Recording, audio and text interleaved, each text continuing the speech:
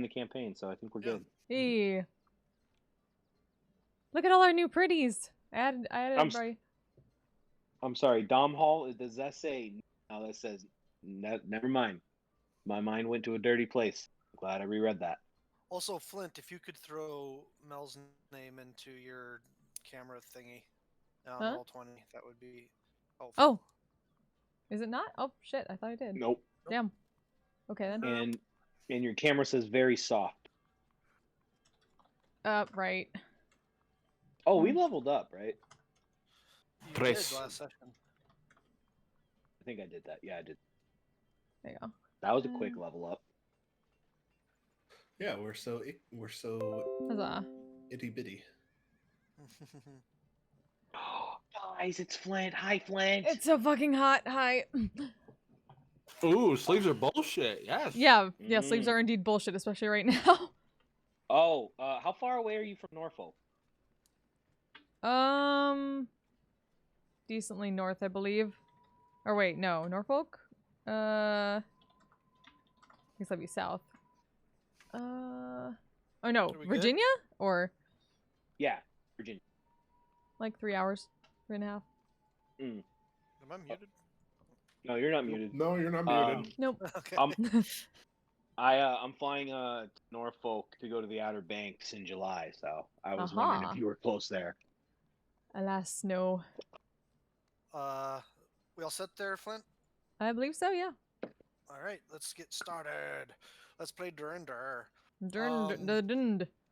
Hey, Zachary, how you doing? Right, I'm gonna roll a d4 to see who recaps. I'm leaving Flint out of this because the first half of the session she had to play with stuff. Roll20 or Twitch stuff. Stuff and things. Stuff and things and stuff. 1, 2, 3, 4. Donal. Alrighty. Well, it's gonna take 6 more sessions. That's okay. It's okay. I have notes. So we started off rowing in a shitty dank-ass ship, in which there were some flashbacks to previous points in each of our lives. We beat the shit out of some clanless dwarven pirate boys, and were helped by a prince and princess who were Triton and mermaid people, respectively. We also had a very screamy prince and the daughter of, what's her rank? The minister of Ralos on board. And then some weird fuck in a red robe teleported onto our ship, grabbed the screamy prince, and teleported away. And yeeted Mel off the ship. Very important. Yeeted. Yeeted. The weird fuck we then found out was the second in command of the Empire, and apparently some very powerful wizard. And the screamy prince was a prince of the Empire who is heir to the throne. The prince of the Empire. Yes. As in the only one. The only prince of the Empire. We then... Oh, that's why it was so important. Yes. And I'm all out of ass. We then sailed into Ralos and stopped there. All right. Also, the dwarves were shits. They were clanless, yes. They generally speaking... No, our dwarves. Yeah, our dwarves are also shits. Fuck you. Fuck you. Fuck you. Yet are still shits. Yep. You're not proving anything other than the case right now. And look, it's in my notes that the dwarves were being shits, so clearly you were shits. I believe you're biased because they're your notes. Well, I was the one who was recapping, so fuck you. All right, so as you guys come sailing into the port of Ralos,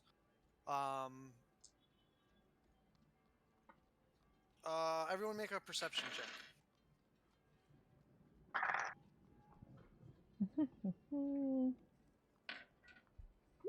8. Where's my...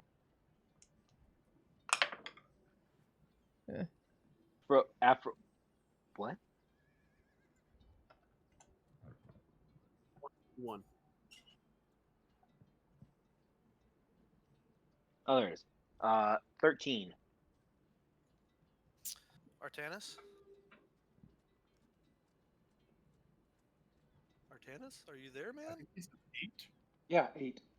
Oh, sorry, I didn't hear you. All right, so Domhnall. Is it Domhnall or Dommel? Donal. Donal. Domhnall. Domhnall. Domhnall. Domhnall, you, as you come sailing into port, there's so many things that pull at the senses, both visual, scent, and auditory based. You're the first one to take notice of the mountain range that sits behind the city of Ralos.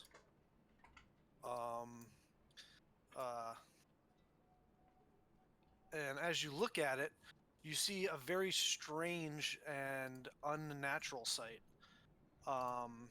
As you look at the mountain range, the tops of all the mountains of the range, all the peaks are the exact same height, and there's no point to them. They are flat,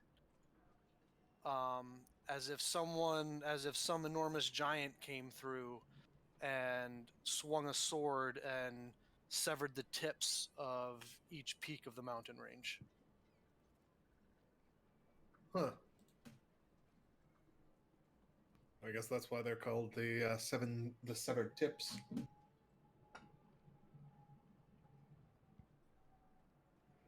Is that like common knowledge as to how that happened? Make a history check. 19. 19. Mhm. It's not common knowledge, but with a 19, you know from your studies that this unnatural phenomenon was created during the war between the gods Dripping and the pretzels. Titans. Yeah, fair enough. Zeus was battling Kronos, and in a desperate surge of power, in an attack that Zeus made, this was the result on the landscape. My, Zeus is a mighty being. Or so the histories say. Thanks, Cal. Good to see you. Sure is. Sure is. Well, let's just do our best to make sure we don't crash into the docks. Eh, there? Y'all gotta worry about that. Take care of that. I already have like a bunch of rope that I'm ready to jump over the side and fucking like stake us to the dock. And I just shake my head. I don't even fight at this point. In short, really just doubt ability. Sorry, say that again, Thorn. I was talking over you. Val, do they really like doubt your ability just because they're elves or dwarves? Getting I'm not letting the pole proportions downward file just fucking bother me anymore. I'm just. Well, if they say one more thing about you doubting your abilities, I'll punch them square. No, just leave them be. Hey. I'm gonna do it. I'm gonna fucking.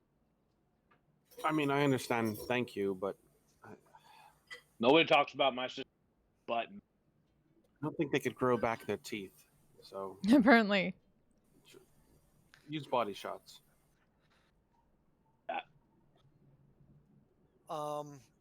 In short order, the dwarves and your one elven companion, who is quite apt at sailing, have you pulled into the docks, and you are met at the end of the docks Here you. by Fuck! I forgot to bring my drink over here. Shit. the harbor master. I need to wait for an opening to be able to go get it. How you doing? Older human gentleman, balding on the top of his head, patchy, spotted gray beard across his face. Skin deeply tan from the sun Oh, I and envy your wrinkled ability from to nap. constant exposure to the salt air and summer sun and hot Mediterranean suns or sea suns. As you come in and secure the boat, the ship on one of the What the fuck? docks, he is kind of standing towards the end of your dock, like not the end that's farthest out to the water, but the other Cal. side where Like intercepting us. yeah, just not coming towards you, just kind of standing there with a large tome, tapping his foot, kind of waiting for all of you to make your way, secure your ship, and make your way off the and disembark. Like the beginning of Pirates of the Caribbean. Sort of. It Mr. sinks. Smith. How about 3 shillings and we forget the name? Forget the name. Yeah, I'll hand whatever slack of rope I have to my brother, Thorin, and What is the sleep you speak with of? the little bit of gold that I have in my pocket from us splitting the wealth, I will go talk to the dockmaster. All right. I will pull the boat in and tie it to the dock. You do so. As you come walking up to the dockmaster, he opens the mighty tome, pulling out a inked quill, and says, "I'm not sure that I'm familiar with this ship. It looks a little worse for wear. Have you ever docked with us before?" First time docking in this port. Ah, and I assume you have the ship's registration and name and paperwork all set?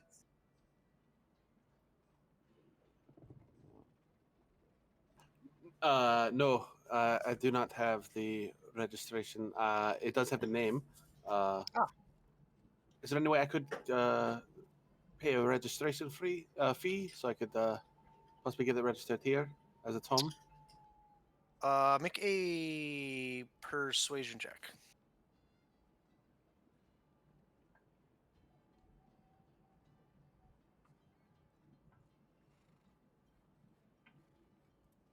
$16. 16. He looks you up and down and says, "Don't have the ship registered yet. How did you come to acquire it?" We were captured by pirates. We then revolted and took the ship back from them. Ah, was it those clanless bastards that have been troubling the ports as of recent? Aye, it has.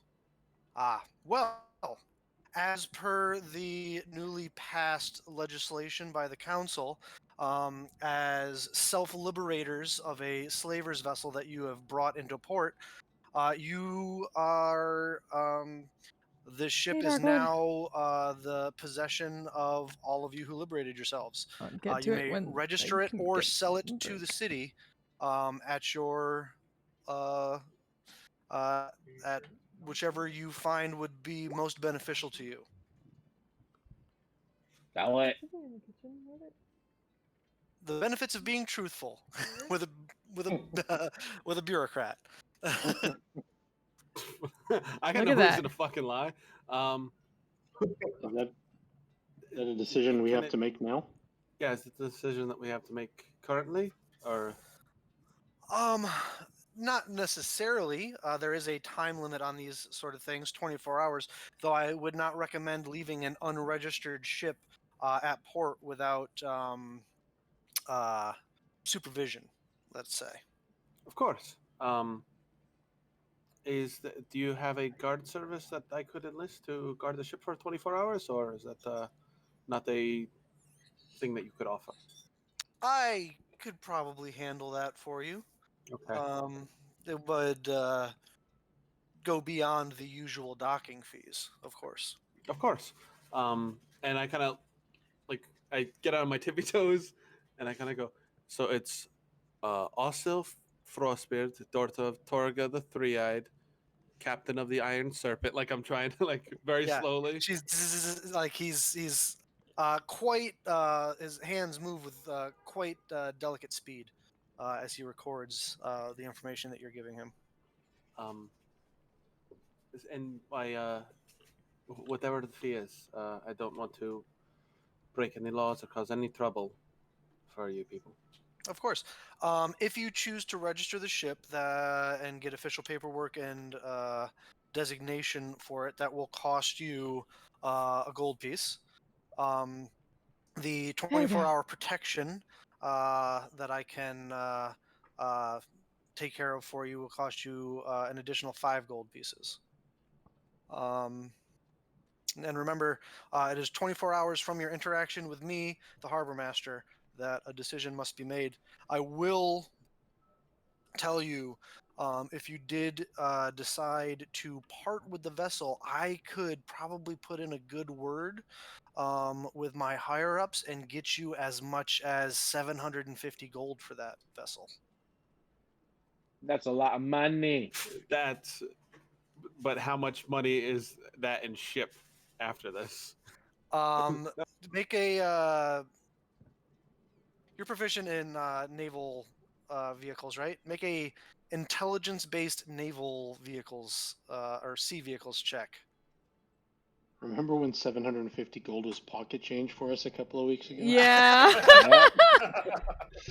We had all that money and we couldn't spend it because we were in the end game. I got an 11 total. An 11 total.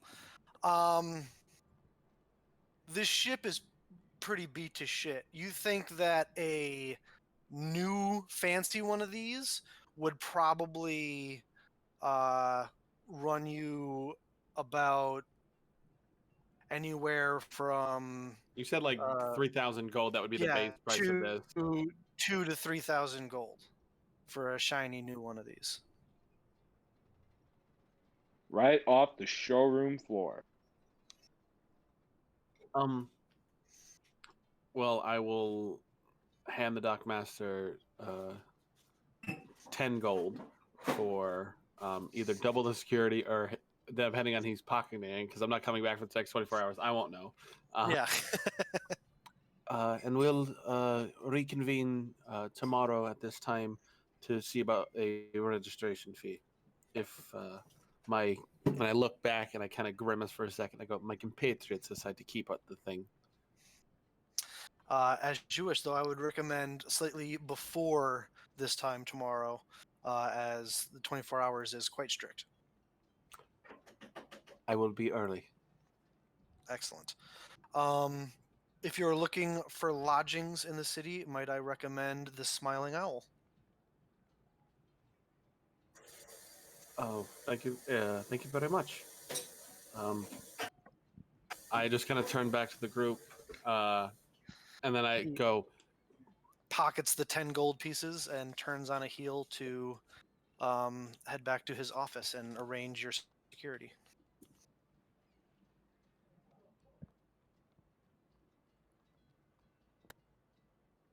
I kind of just whisper to Thorn and Dwarven. I go, we got 24 hours to decide if we want this floating pile of polar bear shit or we sell it and make it off and run. But just letting you know, either we're out by tomorrow morning or nothing. Thorin says back in I almost called him damn. Thorin says back Dwarven. We'll talk about this later. Well, over drinks. I slap him on the back and I whisper "Skull" in his ear. All right, the ship is. We're getting 2 guards to guard our beautiful vessel while we attend the city. Don't worry, I paid all of your shares. As you guys disembark from the ship onto the dock, Ismay says to you all, well, I appreciate all your help yet again. I need to go and check in and speak with my mother. I can I can find you in a day or two. Um, there's an inn in the city called the Smiling Owl. Um, I'll find you there in 2 days to bring you before my mother so you can receive your just rewards. Was that the one I met her in? Awesome. Oh. All right. Sound good. I mean, I like. Was that the one I met her in? The tavern? Yeah. Or like where I might have met. Yeah. Yes. And just be like, I know the way. And just gonna start like heading that way. Wait, what? Do people just like? Are we just You're supposed to cutting in and follow out a her? lot, John, at least to me. Oh, I am. Yeah. No, not for me. Wow. Oh, okay. I can barely understand him. You are for me as well. Hang on, I'm gonna leave and come back. Mm. Is that better? At the moment, yes. Yes, at the moment. I think Yep. I think you have your background noise set to high. So like if you're not talking at a super high tone, you kind of just cut out when you Yeah. go like I'll- softer on words. Yeah, I'll talk. Talk a. I mean, if that's even possible, I already talked very loud. Yes. Val, like, assume to follow. Like, are we a clique? I don't know. I don't. No one tells me anything. When we are a group of people that are getting a reward together, or not anything else. Isame says after Val speaks, she goes, "Yes, if you can manage to stick together for 48 hours without killing each other, it would make my rewarding you much easier." Wait, if one of us doesn't show up, does that mean I wasn't we planning on killing anybody. I was being metaphorical. I don't know why the dwarf took it literally, but yes, if you can stay relatively close to one another for the next 2 days, so that when I come and find you, you're all together. It would make my life easier, certainly, and Well, this easier should be for you all fun. to get paid as well. As Mel's like already halfway down the street. I start following Mel because I think she's the only one who knows where we're going. All right. I guess we're following that horned one. Fuck no! I'm not walking around with the human sausage skewer. I'm finding bread. I'm finding honey. I'm finding butter. I'm starving. Yeah. Do you know how to get Also, to as the soon as she was Smiling on Owl? land, she flipped up the hood. Okay. Know how to I get to the imagine Smiling she's Owl? heading towards the inn, which will find all of those things for you. No, I want a baker. I need to find a baker. Have you never Fair heard enough. of going to bread? It's a very insane. She's spoiled. Sorry.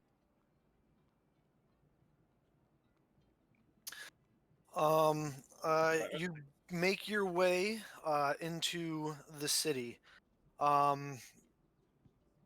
It is a crisp day.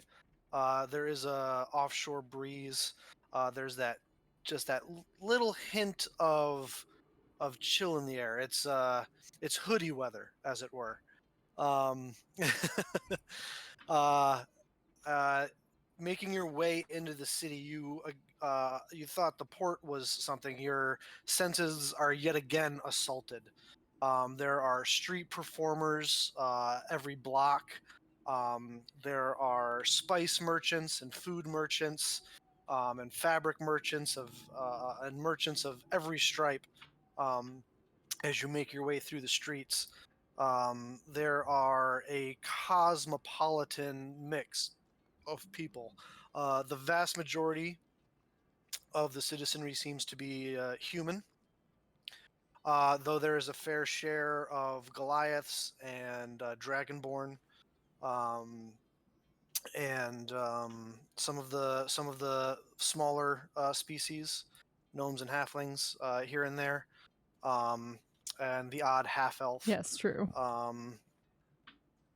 But most of the sentient species of Aegion seem to be represented here. After about a 45-minute walk, bringing you close to midday, you find yourselves, for you, Mel, in a familiar place. But outside of what looks like a well-maintained and well-established within the city tavern and inn. 2 stories, a wooden and clay structure with thatched straw roof, several black lines of smoke emerging from the several chimneys on top of the building, and hanging wooden sign out front that doesn't have any words on it, but it is just carved in the shape of a smiling owl. With a wooden door in front of you. Bill, how does an owl smile? I'm curious. Oh, well, there's some pictures of that work. It doesn't have any fucking lips. It's just open mouth, closed mouth. I would like to know exactly. Presumably, hold on, it has an hold on. open mouth. There you go. There you go. Or stylizing. Tell me that's not smiling. There you go. That's just a happy boy. That's different. Yep, that's What a smiley boy. I love him. I'm assuming you enter. Mm-hmm. We do. As you enter, there's a jangle of a bell. As you come inside the tavern, which is relatively lively with a lunch crowd. There's the delicious smell of freshly baked breads and seafood dishes all through the interior. There is a very mellow group of musicians kind of playing a very sort of ambient tune off to one side. And it is fairly busy in here. You look across the way behind the bar. There is an older female woman, hair pulled back into a tight bun, wearing a white apron on the front that's covered with flour. That is kind of going to and fro and taking care of her guests. To be a cheerful female woman. She does have a smile on her face. Roll an insight check for me. Watch it just be a smile that she doesn't want. 11. 11. Seems to be a genuine smile. I wave at her. Hello, my lady. Any chance of food and a place to rest? Before you're even able to finish, she just goes, find an open table. I'll be with you shortly. Oh, okay. That answers that question. Mel just immediately goes to the first Go open find table an that's big open enough. table. There are several circular tables with wooden chairs, with a pretty melted singular candle in the middle over just a regular old clay candle holder, and the wax is kind of coming. There's more dripped. You can see more dripped wax than you can see candle holder at this point. Hey, Bill. Yes. Are there 2 tables that are like right next to each other, Or are they kind of just scattered? Where they're kind of tables scattered. They're kind of scattered because the lunch crowd's in here. So there's not like one table next to their table. Like if I were to sit at one, turn around, and they could be behind me. no, there's a table big enough for the 5 of you though. He's saying that we don't want to sit with them. Is what we're saying. I'm aware of that, and what I'm telling you is, if you want to do that, then there's going to be several tables between the 2 parties. Like there's no. What I was gonna do is something funny. As like we come up to the tables, there's 2 tables. The dwarves look at each other, and then they look at the elves, and the elves are like, "This one," and the dwarves go, "No, this one," and they just argue, and then they both just sit at the opposite tables. You can still do that. There's no tables that are open tables that are next to each other. No, There's going to be at least one full table between the two tables. Then I'll just sit at the big table. All right.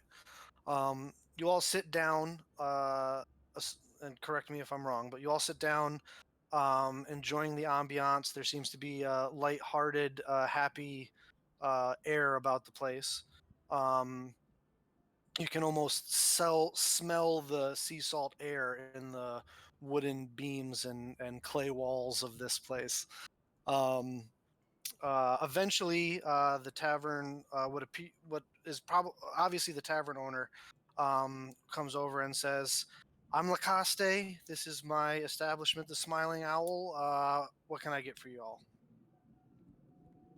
What is your strongest ale?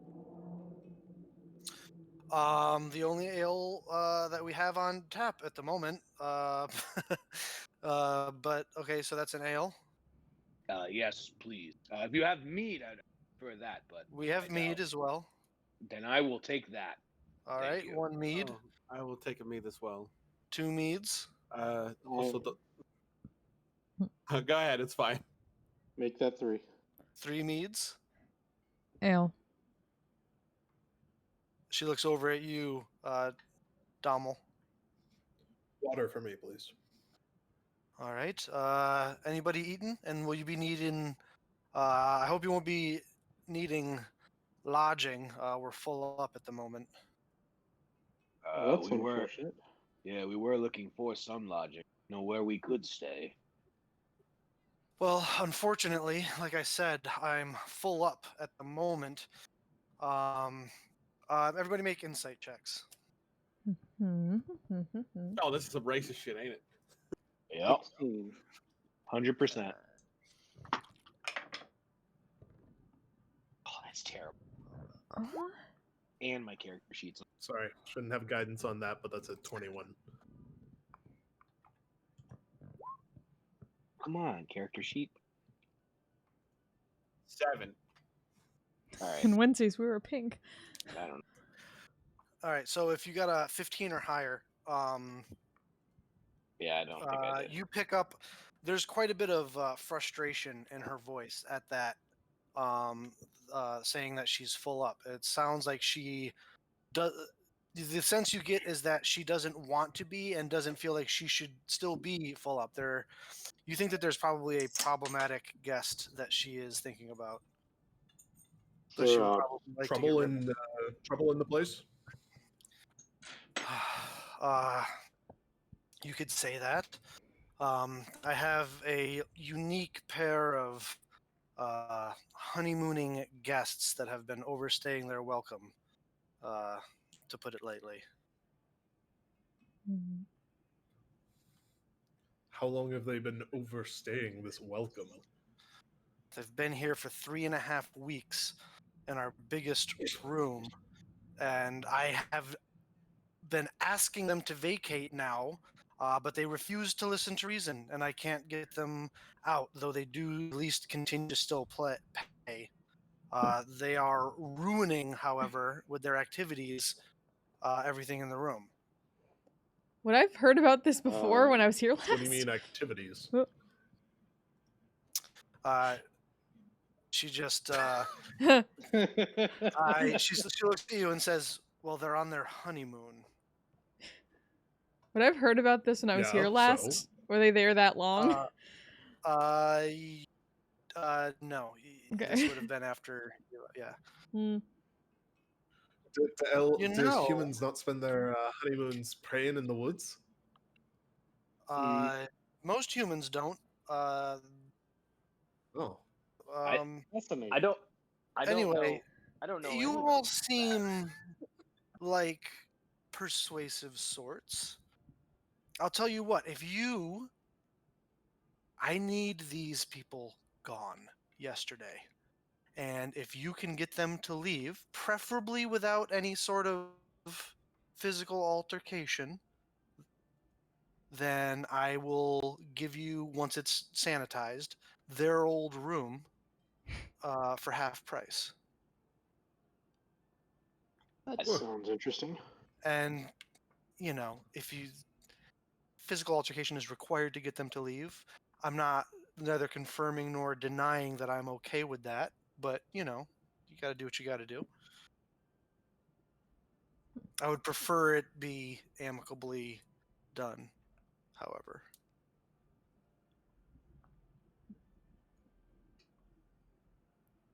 Is this something you think you could handle? Probably. Could be a fun challenge. I mean, I can legit toss them out of your bar. So, yeah, this I mean, this if it actually comes seems like to a lot of that, fun. if it comes to that, it comes to that. But if you could get them to leave without a confrontation, that would be preferable. Do you have a secondary key to the room? Of course I do. And I'll tell you what, you can think it over while I will go get you. I'll bring back your drinks, and the meals will be on the house. Thank you Excellent. very much. Thank And she will leave to go get you food and drink. A giant loaf of bread and like a big cube of butter and like as much honey as you can must. All right, never mind. She's gone. Shouting my whatever she leaves. Miss Horned Lady. What's your name? I'm so sorry. I don't mean to be rude. I just don't know. I really think we should introduce ourselves at least so I know who I'm insulting. It was just like a couple seconds pause. She's focusing elsewhere, and then she's kind of like shifts her gaze back. Mel. Hi.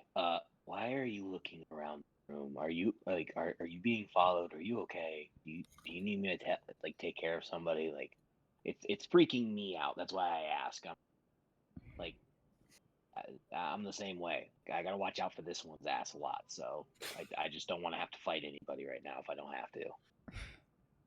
She just kind of shakes her head. It's fine. Nothing to worry about. You're very familiar with this town. Not really. Just here before. Where I met her. She knew the princess beforehand. She found me here. Is anyone else getting like a storm cloud vibe right now? I definitely feel that right. I could hear I could hear the rolling thunder above this one for the past few days. Yeah. Is that a metaphor? Kind of, yeah. is. Interesting. You're always so noisy. Yes, I am very loud. That is who I am. Loud, Aye. big person. All noisiness. The dwarf actually did have a good point. We probably should all introduce ourselves if we're going to be not killing each other for the next 2 days. All right. Well, you go first. Introduce ourselves. I don't know half of your names. I am Donald Eros, third son of the House of Eros, and knight. And he will get up and give a proper bow to the table. Kind of slightly tilted away from wherever the dwarves are presumably sitting together, but not full back facing them. Artanis, you recognize without even having to make any sorts of check. Oh no! This What have you done, particular- Discord? This particular elf apparently is very familiar with the protocols of Elven Court. Interesting. Hmm. I don't believe I've seen you around, Donald, but seems like you're familiar with some of the same circles that I've been in before.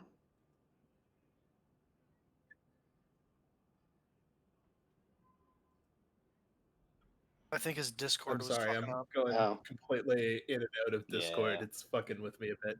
Oh no. No I worries. mean, it doesn't sound different on our 30 end. second That P helps. break and technical difficulty fixing issues break. Hey! Yeah. I'm gonna go get ice. So, how's everybody's week? Ready for it to end. Eh. It's my Monday, so Mood. Big mood. tomorrow's my Tuesday. Well, that's the thing.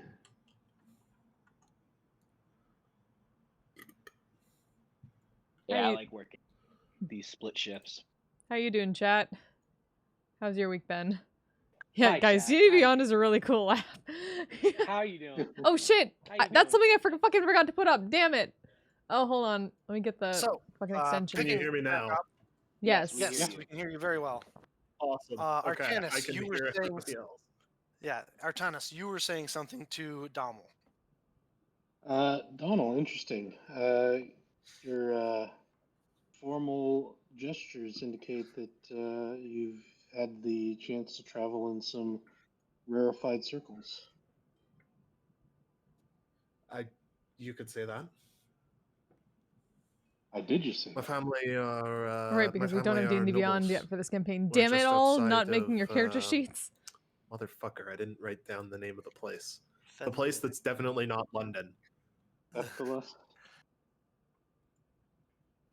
That one. We hold lands just outside of there. Interesting. Finley. Do you enjoyed your time in Finlune? Oh no. God fucking damn it.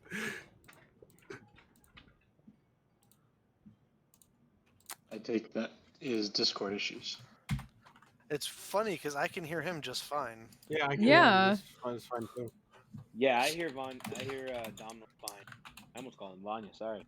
Yeah, it sounds like he's attacking a village now Yeah. in an anime. Remember, it's Donal. It's like Donal Duck. Donal. Donal. For fuck's sake. Yo, can we call him Donnie. Donut? When you say knight, you're named after like the set sun. Well, I can't hear shit that you're saying, so. Shit. Oh, okay. All right, we'll pick that up in a minute. We'll pretend that Donald wasn't the one to introduce himself first, and we'll instead say, since we'll just jump over to the other elf and pretend I that will. Thorin asked Artanis the question he asked Donald.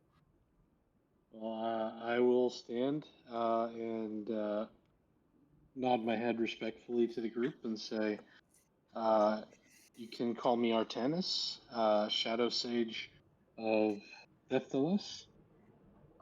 For my part, am pleased to meet you. I came out looking forward to meeting all manner of people. Just not dwarves though, right? Dwarves included. I know our peoples have had some bad blood in the past, but for my part, that's not a concern for me. I would like to insight check. Make an insight check. I believe that is a 17. Let me double check though. That is a 17. Artanis? Yeah, I'm earnest. I mean, with that, you can probably tell, like, I'm not an idiot. I am aware that there's been issues in the past, but kind of open to new relationships with new peoples. When I kind of read him with that, I look over to Val, kind of side lip, saying Dwarven. I think he's actually telling the truth, and that kind of freaks me out a little bit. What do you think? I don't acknowledge my brother, and I go, could you break down your name phonetically? I believe I don't want to say it wrong. Artanis. Oh, okay. I just I look at the Thorin and I say Dwarven. I thought he was saying our anus, and that was it.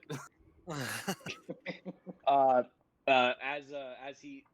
Val says that, Thorin's taking a big gulp of his mead, and he just goes,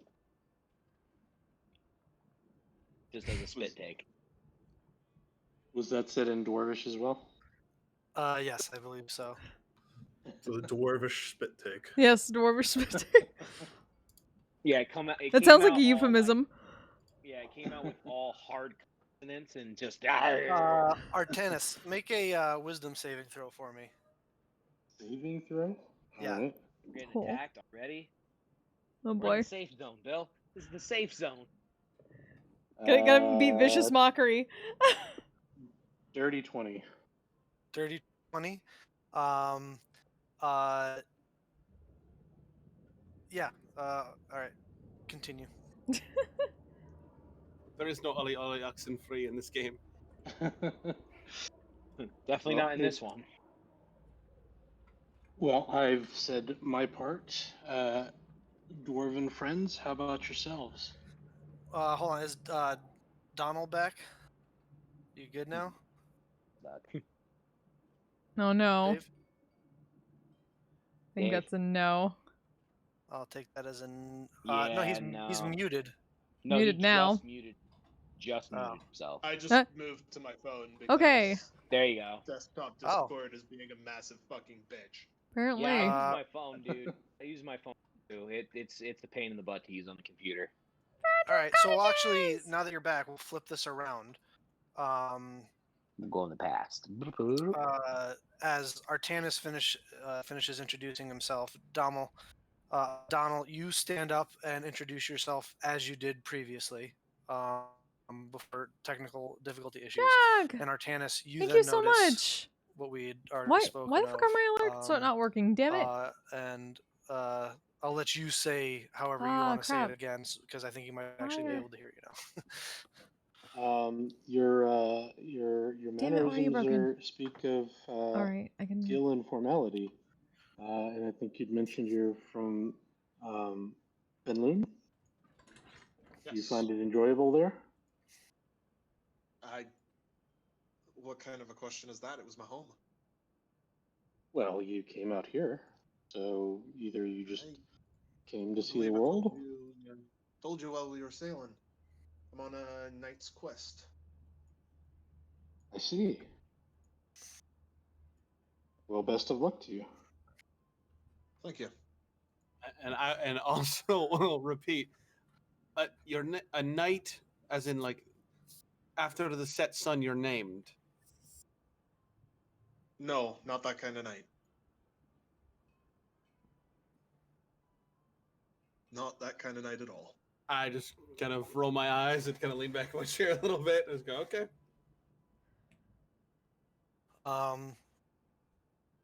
So Nobility. the dwarves remain to introduce Curious, themselves. is this what dwarves consider to be polite behavior? I believe. I'll let them say whatever they want. I believe poking fun is a part of getting to know people. I know Donald's got a sharp tongue now. That's at least formidable for a flight if we ever get to that. But I am Osil Frostbeard, daughter of Torga the Three-Eyed. You may also call me Captain.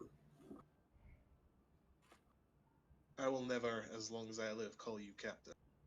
Also, it is.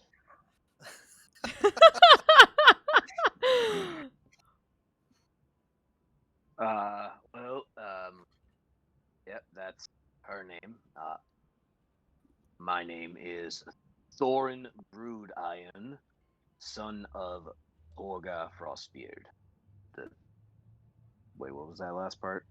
Three-Eyed. She's the Uh, seer. Three-eyed. Yes, And we both have different last names. Just get it out. But we're kin. Get what out? Everybody always asks, we're brother and sister. Why do we have two different last names? Clearly because your parentage is different. Is that not obvious? Sometimes No. we have to explain it, but I mean, Thorin, if you want to go through the whole rigmarole with the long-lived, feel free. Don't have to explain shit to nosy people. I like that one. Well, speaking of being nosy, we mentioned why we came this direction. What brought you here? Beyond the slave ship. Raiding. We got captured because this one was greedy, and I had to save her. will kick Thorin underneath the table. Ah! Fucking true. You don't know how Fair many enough. years are listening.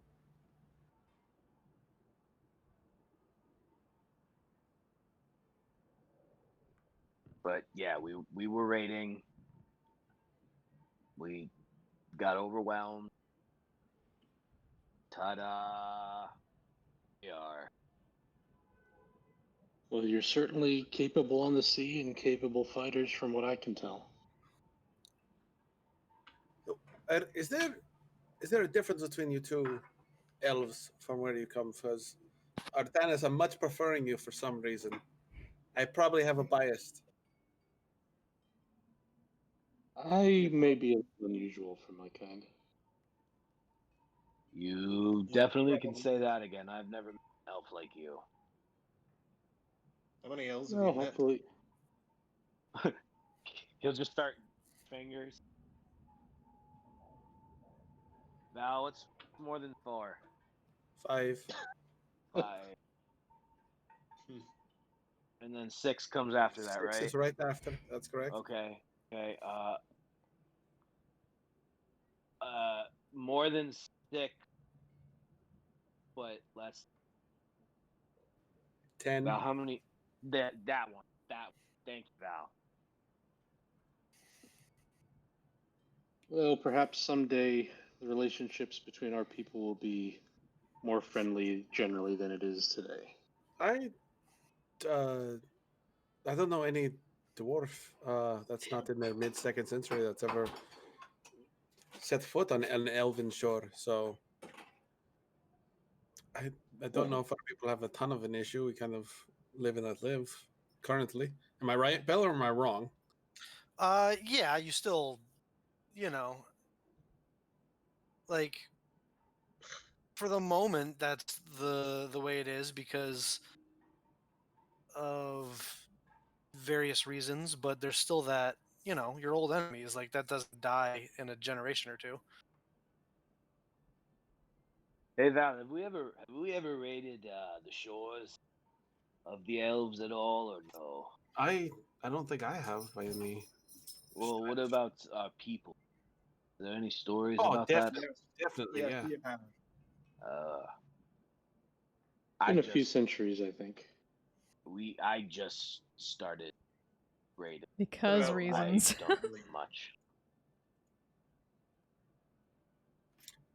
By the way, Thorin, you might be my dirty gold piece because I went the whole rating thing without getting captured, and then you decided to jump on my longship. So I just want you to think about that real quick next time.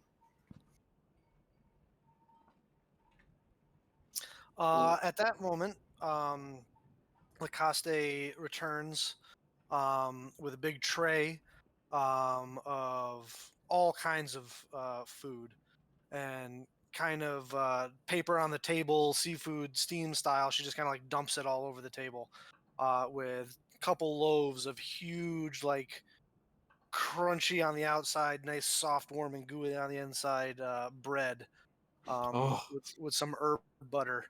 Um, just kind of lets it on the table and says, just kind of like heaves it onto the table with your drinks and says, "So, you come to a decision? You gonna help me with my little problem?"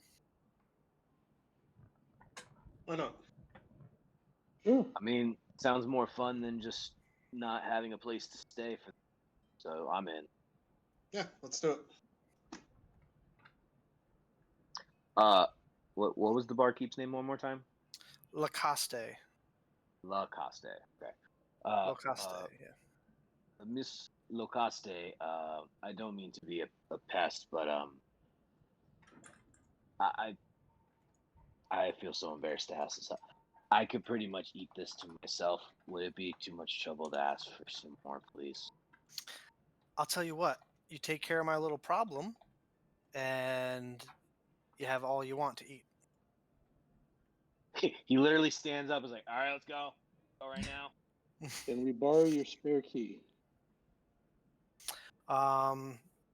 She lays it down on the table and says, "I'll be wanting that back as well as the other one Of that they course. have." Why do we need a key? Why don't we just So go we talk to them? Best to be so we prepared. Yeah, so we can get in. Well, that's why you knock on the door.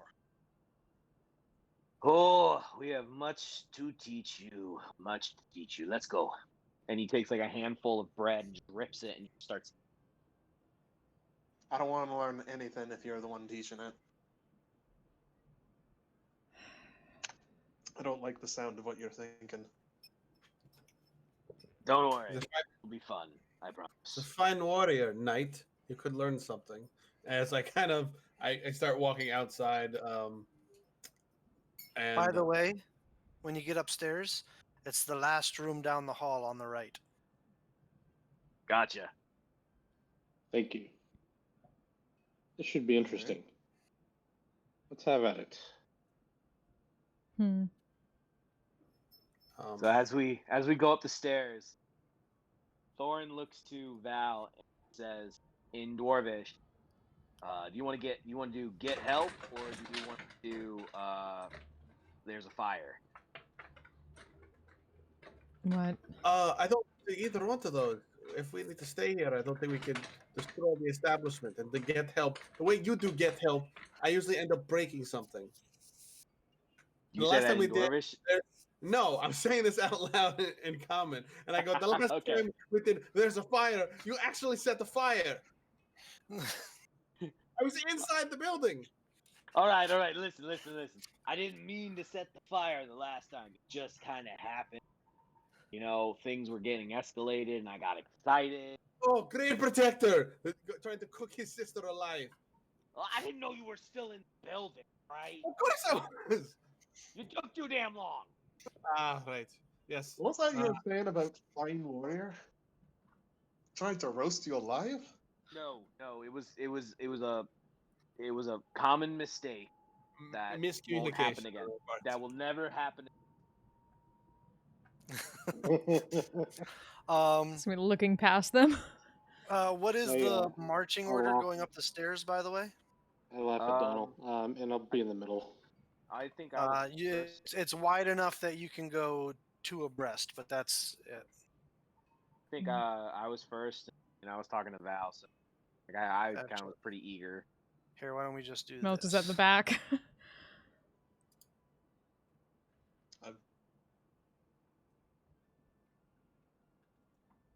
Ooh. Combat. She said the last door on the left, correct? All right. On the right, so this door. Right? Is all first story or is it second story? This is all on the second floor. Okay. And there's no other stairs, correct? Nope. Zed. That's it. I bring my mug of ale with me, or mead. All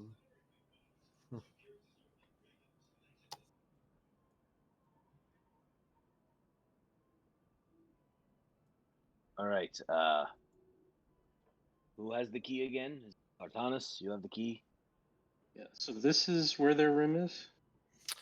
Nope, that's a window. That's Over here. Over here, right? It's over here. Last door on the right. Last door on the right. Oh, right, Right there. Got it. All right. Well, there shouldn't be traps or anything. We should be fine. Make hearing-based perception checks for me, everyone. And just, even those of you rolling real dice, just throw your result in chat. Oh, this is not what I wanted to do well on. Sorry, what are we rolling?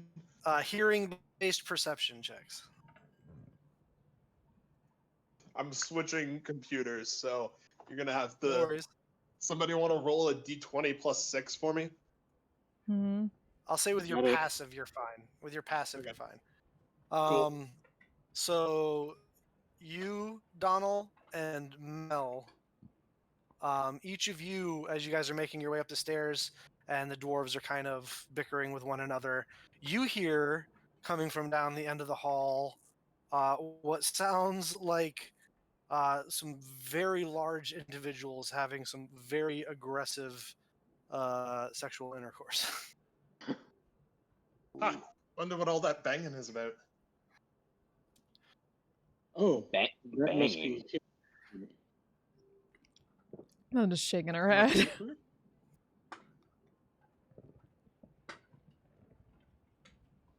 Well, let's have some fun with this, shall we? Lead the way, Aegion. Define fun. An enjoyable time. And I head up to the door. Okay. I will follow behind him. I will And go right next to Sartanis. I will spill my ale on the ground. The sounds are much clearer the closer you get to the door. And as you're standing outside the door, they are unmistakable, and you can actually get like syllables and enunciation and very deep voices. The wood is creaking heavily, and it's sounds of that nature with that Sheep. rasp and deepness. I almost hate to interrupt. Artemis would be pleased. Artemis and Aphrodite too. It sounds like they're praying really hard in there. Wait a minute.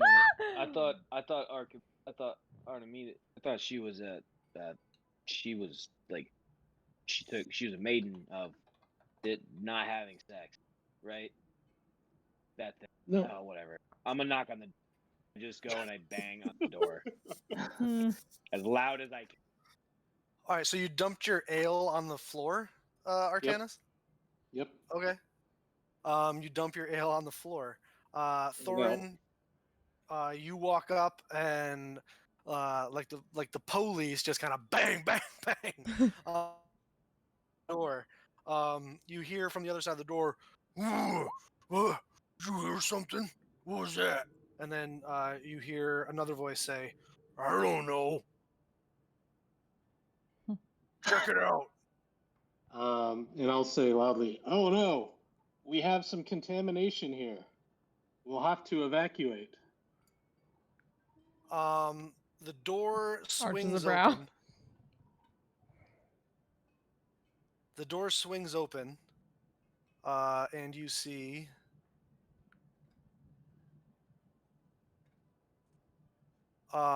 just behind the door, God. a rather large, rotund, kind of like the top half of their body sticking out around the door while the bottom half of their body is tucked back behind the door.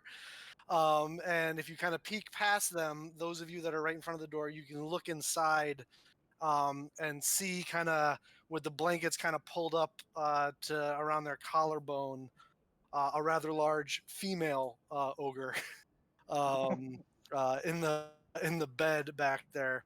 And as the door opens, the air wafting out is rank with the smells Oh of no, their indeed. activity. Oh no, indeed. Oh no. What you want? Oh my. Well, I'm sorry to disturb you, sir, but as you can see, I've spilled the contents of my experiment here, and it's rather unsafe for you and your lady friend. Bride. What's an experiment? It's a chemical. It burns. Yes. Burn. He kind And of looks down at the ground. And it might make just from the back. Just from the back. Just and it might make you impotent. Not in that way. Make a deception check. No. I'm so glad I used my new thing for deception. It might make you impotent. Yep, hold on.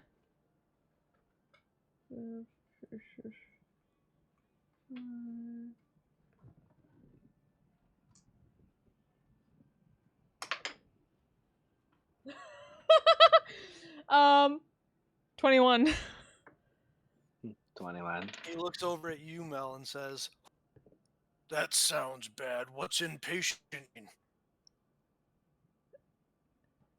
Your dick won't get hard. See a look of his eyes get wide, and he kind of, in shock, just kind of takes a step back, and the door kind of swings the rest of the way open, and you see him there in all of his glory with his hands kind of over his face like this, and Yeah, and He- it only affects Aphrodite ogre. has blessed him.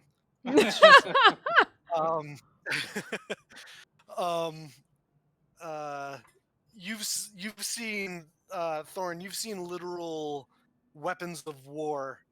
Oh, God. crafted at that Earl We don't City need that are this. less dangerous than this. Why are you like Please this, be more Bill? graphic, Bill. Yeah, This is literally something that happens in the New Baldur's Gate. You just run into an ogre and a bugbear going at it.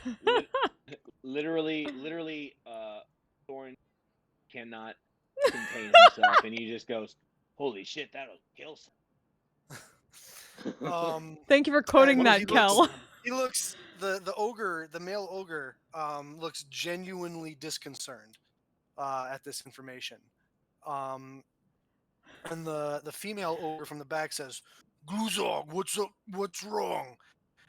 He turns around and says, "Mig, little people say, spill outside make me unable to do boom boom."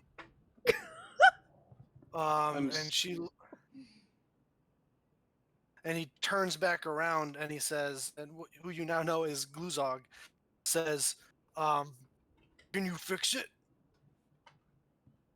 Well, unfortunately, it's something that if you stay here too long, then it might become permanent. So all we can do is tell you to find lodging elsewhere while we have all of Cleaning it crew. cleaned up. Yes, cleaning crew. You cleaning crew? No, we have to get very special cleaning people. It will take several days. Yes. He says, "Okay, come back later. We collect our things." And he goes to start shutting the door. I would hurry, friend. I wouldn't wait too long. If you stay in here for very long, it will become permanent very quickly. He kind of, before the door shuts, he says, "Not up to me. Takes Mig forever to pack." Well, if she likes boom boom as much as you do, tell her to hurry. He says, "Okay," and shuts the door. Problem solved. Well, just from the back, just like, what the fuck? Thorn So, will walk up to Mel. What's impotence? I explained it. Your dick won't get. It doesn't get hard. Right, but what's a dick? Did you not see the ogre's member? It's wait. a thing. No. It's a thing with 20 years. No, no, just suddenly. So he's a eunuch. Got He it. was wielding it with his wife. It was the big thing between his legs, the thing that could totally crush me. What, you mean his thighs? I give up. Give up. Donal, confirmed eunuch. Thorn Not only a confirmed eunuch, apparently he's blind. Blind eunuch. Never seen a penis in his entire life. Thorn will walk up to Mel and he'll hold up his aggressively. Hands how tall is to Thorn? Thorn's like almost 5 foot. Almost 5 foot. Those are you that are by the door still. You can hear a conversation happening from behind the door. You can't make out quite what's being said, but I guess they're not speaking Orcish. So yeah, how tall is Mel? Mel's like 5'7". Oh, okay, about a foot taller than me. So Thorn will raise his arm playing up. the tallest character in the group. Hmm. Really? You have the tallest character in the group? How tall is our Donald's tallest? 5'9". Oh, I'm only 5'3". So Donal Oh, okay. wins. Wow, you're a short elf. Yeah, wow. 5'9" is the tallest person in the party. Yep. Amazing. Well, okay. I love it. So Thorn will walk up to Mel and he'll hold his hand up and like, high five. That was a really good. That was a good save. Awesome. Just kind of stares at it for a moment. Gonna leave me hanging? We'll just kind of like poke the middle of the open palm with one finger, and that's it. And then he looks at his hand and just goes, all right. He looks at Val and just goes, I don't know anymore. I just The door swings open. Stepping back to the wall. You see Gluzog sticks his head out again and says, "Hey, you wouldn't happen to have like a cure for, you know?" The only cure is to leave quickly and stay away from this poison.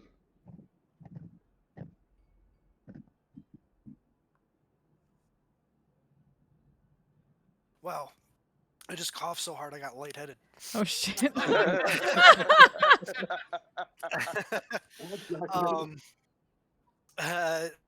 Make a deception check, Artanis. I did give you guidance a little bit ago. Yeah. 18 plus 22. 22. Okay. He says, "You should work on that," and he slams the door again.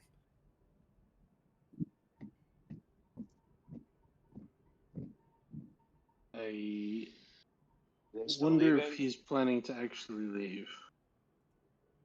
Somebody put their ear to the door. Somebody put their ear to the door. Guidance myself and listen at the door. Do you speak giant? No. There's things are being make a perception check.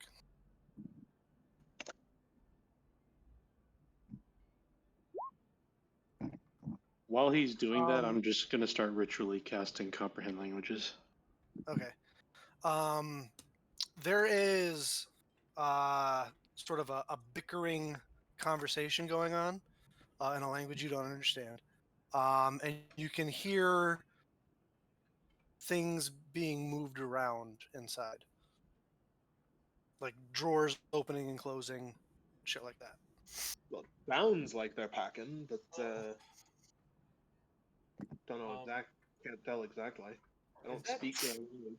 Is that table by the group actually there? By where? This one? Oh yeah, there's a little like wall table there with like a vase of flowers on it that, or you imagine that the vase that's fallen off of it from the vibrations traveling through the wall, that's kind of crashed on the ground next to it, probably at one time stood upon said table. Okay. So, I'm just gonna go. Lying it is. I'm gonna take the end of the table, and I'm just gonna toss it, like someone's been thrown into it. Like throw it up against the wall, and I just go, limp dick bastard! And like get the fuck out of here! It's just like like the room next to them was also had a couple in it, and I've just kicked my compatriot out. Well, I mean, technically there probably were because all the rooms are full. I know, like I'm not doing it. I'm just making a bunch of noise. Yeah, just putting on a radio play. Yes. Make a performance check.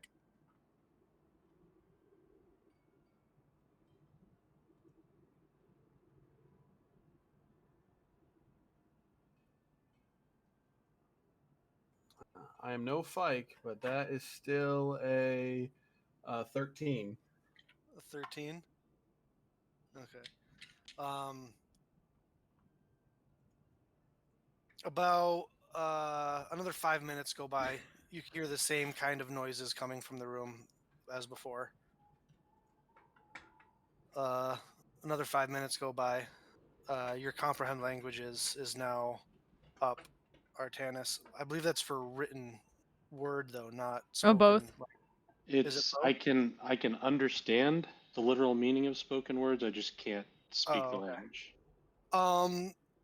You can hear from the other side of the door. It's literally a husband and wife arguing as they're packing about having to leave their room early. Like it's a very like real world kind of like like don't forget the blah blah blah, pack that more carefully. Like it's literally a couple arguing because they have to change rooms. Check under the bed. Make sure there's no socks. Yeah, right. It sounds like they're getting ready to leave. There's a point in the conversation where it stops, and the more it's hard to tell with ogres, but the more feminine voice says, there's like a break conversation after the male says something. She's like, wait, what do you mean you don't know who they are? They must be with the tavern, right? Mm-hmm. And he turns and looks at her and says, I mean, I just assumed.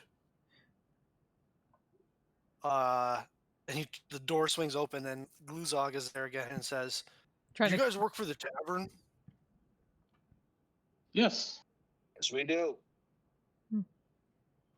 Make a deception check. Well, actually, hang on. Well, yeah, right now we are.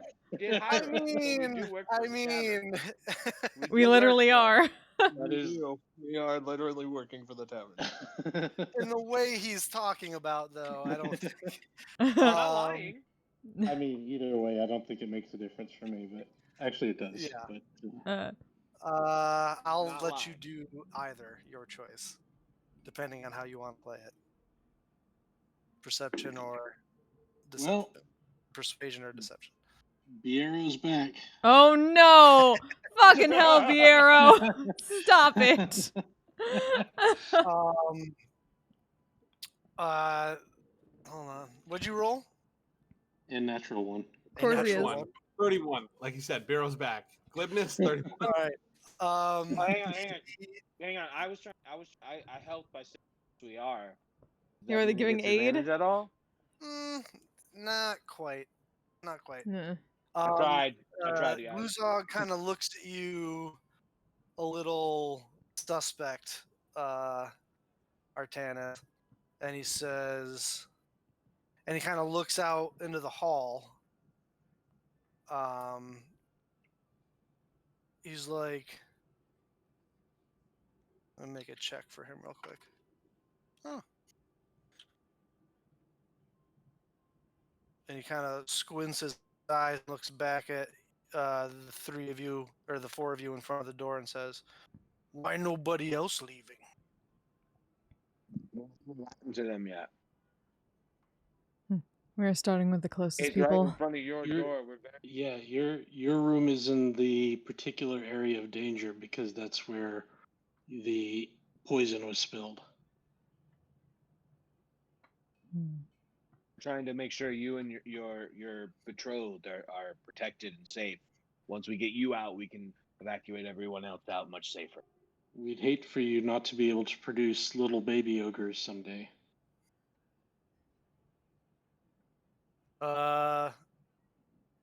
Make this one I will give you advantage on. Between Thorin and Artanis, one of you can make a deception check. You want to give it a shot, Thorin?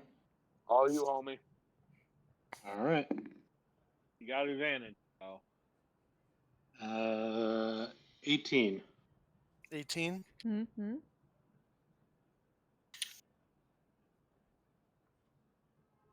He kind of looks back and forth at both of you with a squinting, suspicious look on his face.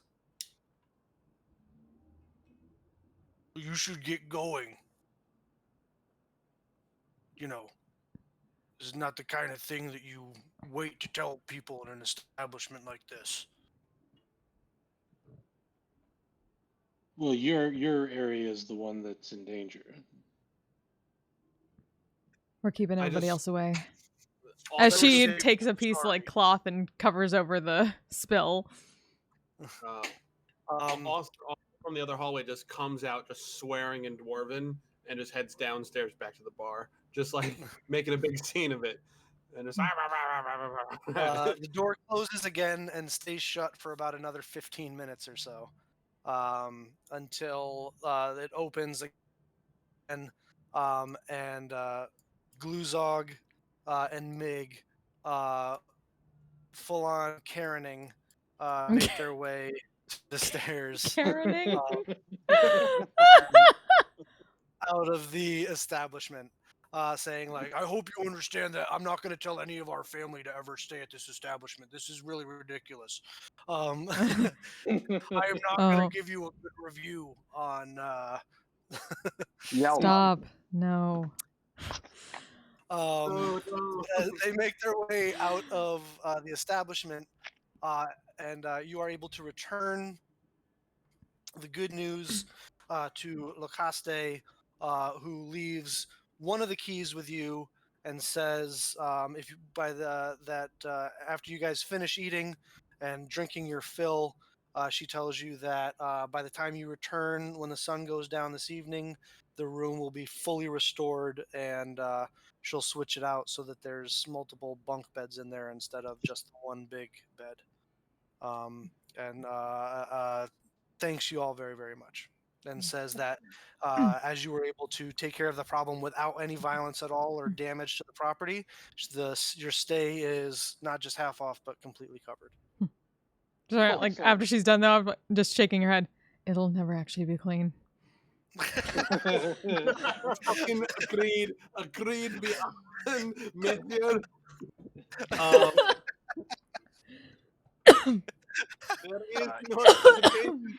The only way to kill this establishment is to burn it to the ground.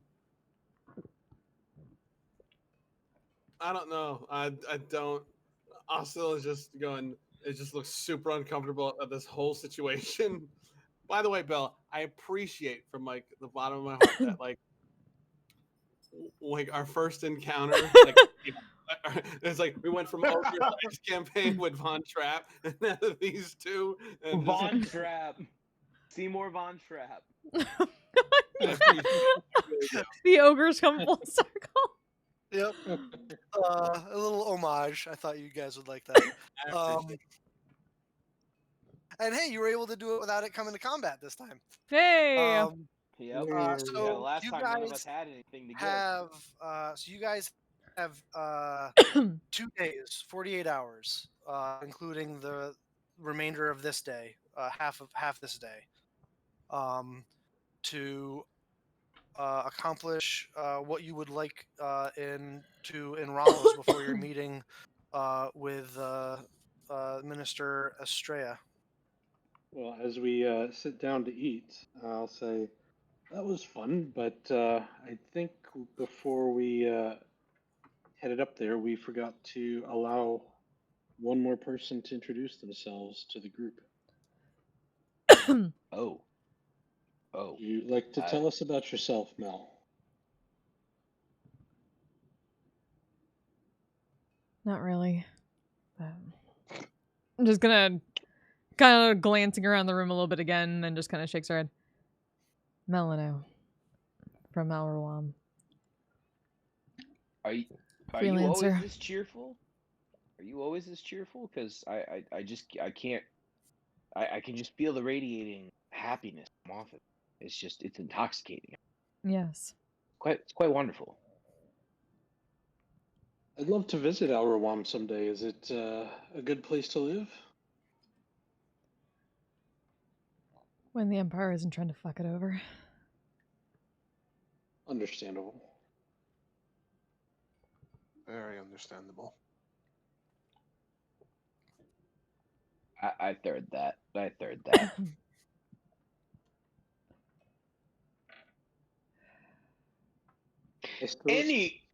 Go ahead. Sorry, Artanis. Yeah, no, I was just gonna say I just spend a little time watching the crowd and just observing how these particular people interact with each other. Thorn will awkwardly just be like, so anyways. Does anything bring you joy? Do you smile? Do you enjoy music? Or I'm generally I've never seen anyone brood as long as you. And I'm a dwarf.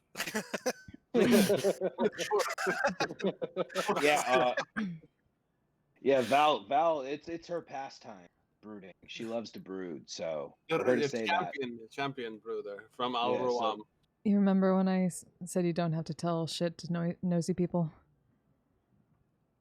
Yes. That. Right. All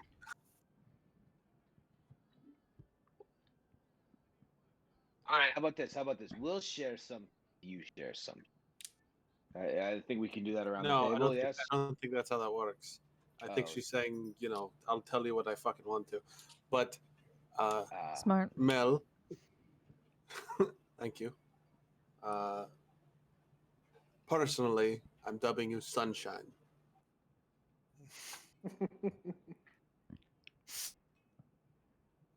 Do what you fucking want. And she just takes another drink of ale.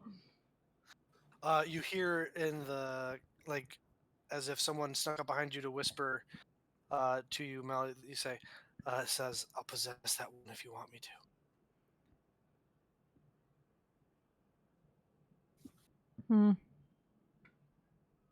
Just kind of like thinks a moment and just kind of gives a sure kind of shrug. So you guys have 2.5 days in Al Rawam. Any conversations you want to have now out of character about the ship and stuff, feel free to do so. But you have 2.5 days in Ralos. Sorry, not Al Rawam. 2.5 days in Ralos. Yeah. Yeah, I was about to say that. What?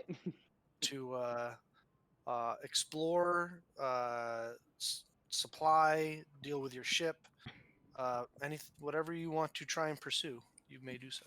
You have to do the ship thing by the morning, right? Yes, we need to do that. So we need to talk about that. Otherwise, I go to jail. So I'm going Yeah. to make sure I'm there very early. Val, that ship. You know more about ships. What's it worth? What's it worth? Is it worth us to keep or to just get rid of and buy a new one later? I think that's a decision after we get our due from this Imperial person. Well, that's in 2 days. We have to make a decision by tomorrow. No, we have to register it by tomorrow, which is a single gold piece, which I have. That is not, and like I said, if we sell it after that, that's fine. We just need to register it by tomorrow. Okay. See, And I don't know any of that. And then we can make the decision indefinitely. Got it. I don't know any of that bureaucratic bullshit. So I don't know it either. I faked it pretty well, I think. But I was forthright. You fucking fooled me. I know. But yeah, that's. I'll get the ship registered. We'll deal with that, and then we'll decide after if we want to sell it out for a long ship so we can go home, or what. Yes, home would be a good idea. I would like to go home and see mother and father. I want to know what happened to the rest of the raiding party. I'm pretty sure they got home safe. I wonder who took over the prow.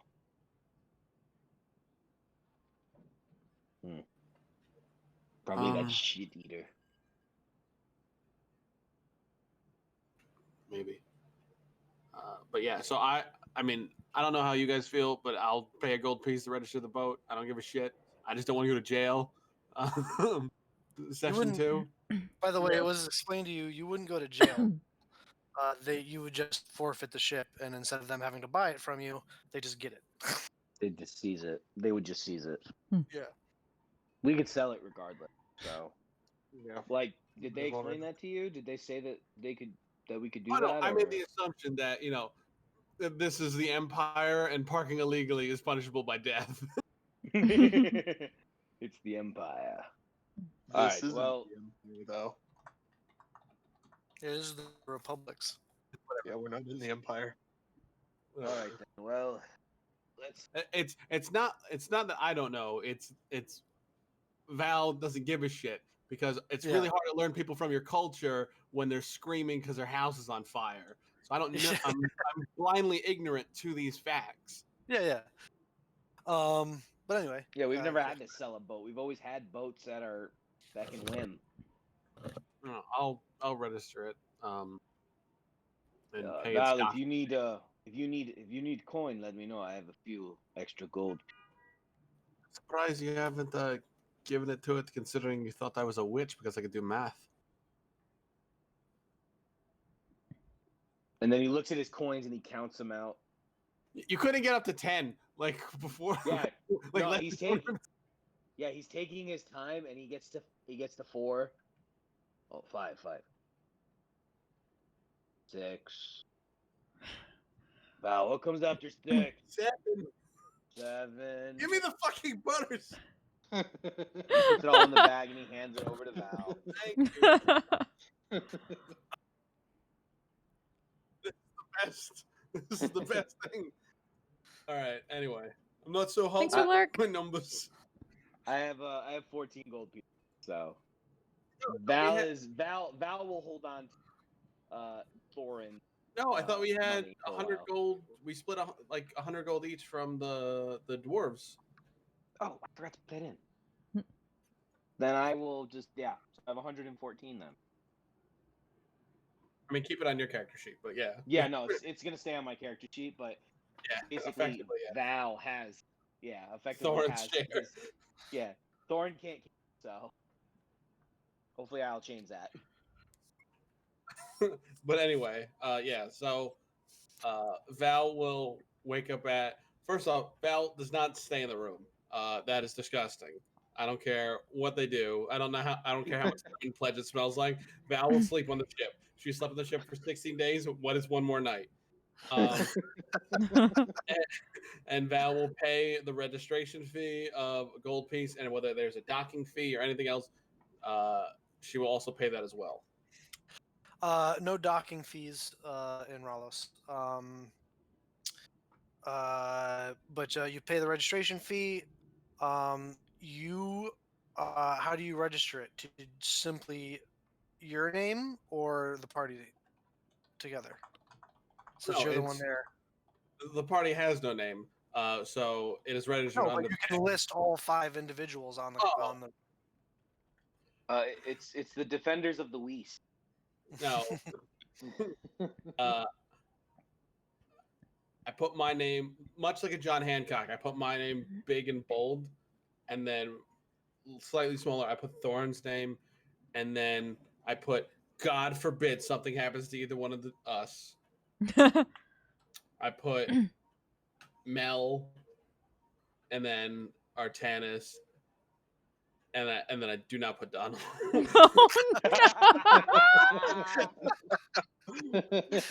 right.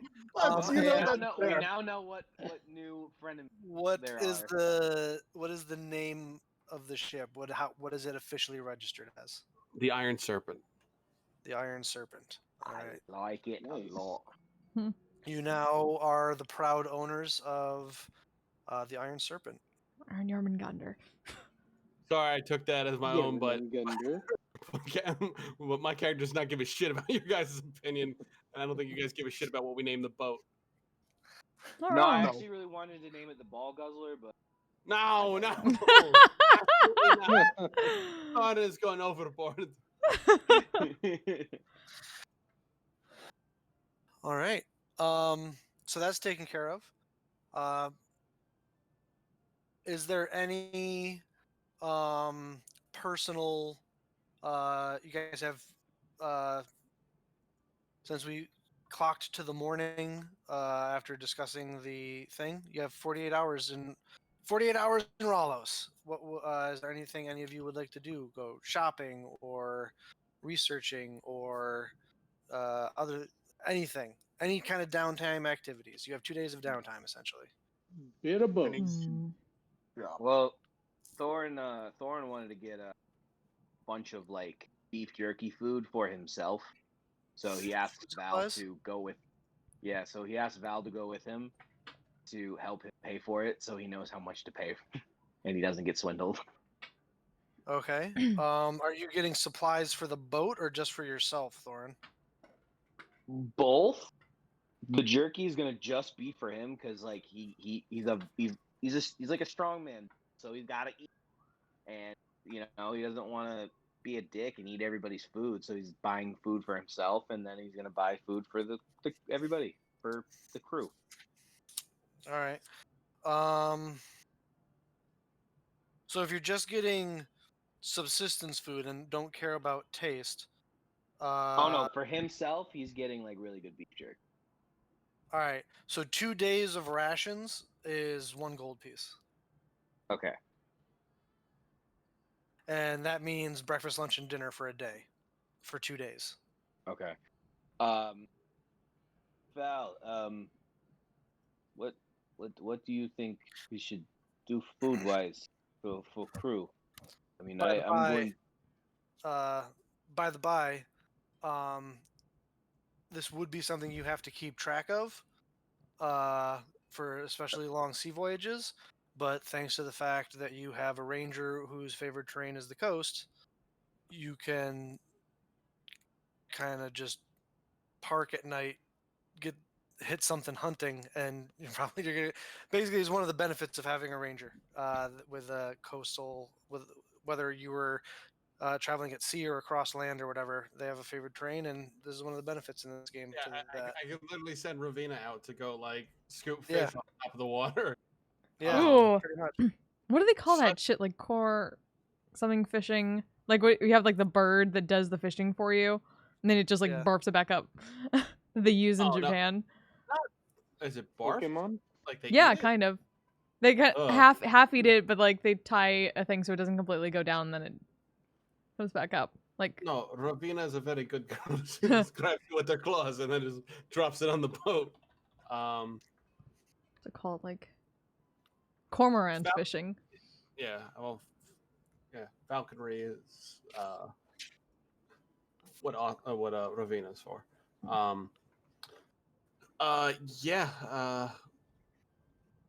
I fucking completely forgot your question, John. Thorin says, how much food are we going to need for the crew? I mean, I'm going to get 10 rations for myself. So. I mean, I plan on buying like a trolling net and some some fishing gear. I got to buy a flag, so I'll probably get us enough grains grains and flours so we can make bread. Enough. But yeah, as far as that's concerned, if you guys have had access to your PHB, the prices, in the adventuring gear and supplies and all that stuff is as it is. So, like, obviously, next to rations for a day, it says 5 silver pieces. The least you can pay for something is a gold, so you double that to 10 silver pieces for 1 gold piece. So you just double it up. So 2 days of rations for a gold piece. Same with any other. I have a grappling hook, Fike. So. Yeah. So. What is that for? Just to have. Oh, like, okay. I know that just because, like, yeah, because I think you just said that you were looking to get that, or maybe I misheard. Oh no, I want I want things to make the ship look like a ship. Like, got you. Like I would like rigging, a flag commissioned and right. Yeah, Thorin will he'll assist Val in all of that, and like he's but his biggest concern is I need food so I'm not hangry. I don't want to be hangry around everyone. I understand that. We're going to. I mean, you like fish? Oh, yes. All right. I'll buy plenty of flour. I'll fry up some mackerel or whatever. I'll get some garum. Everything's gonna be. Oh yeah, that's something I want. Can I get garum? Can I get is there a D&D equivalent to the salted uh, fish sauce from Rome that is like here or no? Sure. Oh, okay. Oh, I'm sorry. Did I know something that? Why not? Absolutely. But yeah, basically, you guys can just look through the adventuring gear or the a couple pages later trade goods or whatever, and just kind of tell me what you're getting and how much you're spending. If that's one of the... I already deducted my 10 for my food. Okay. So I have 10. Yeah, you said 1 gold Is 2 days of rations. Yep. So then that's 20 days of rations, correct? For 10 If I'm gold. correct. Yeah. Okay. So I already deducted my gold from that, so you don't have to worry about that, Fike. That's my personal.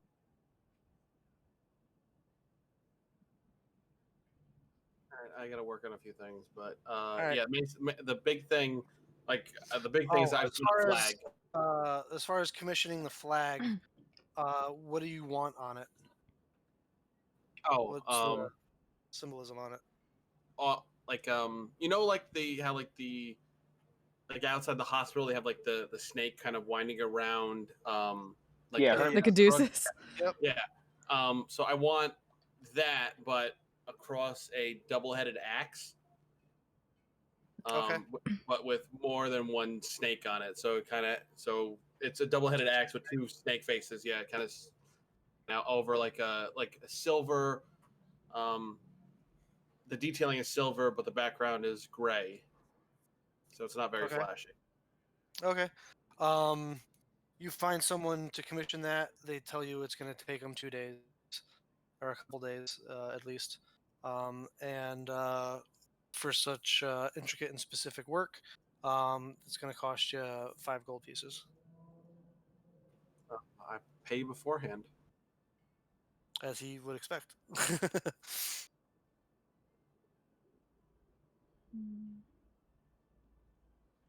So yeah, so anything that's not in there, we'll do it that way.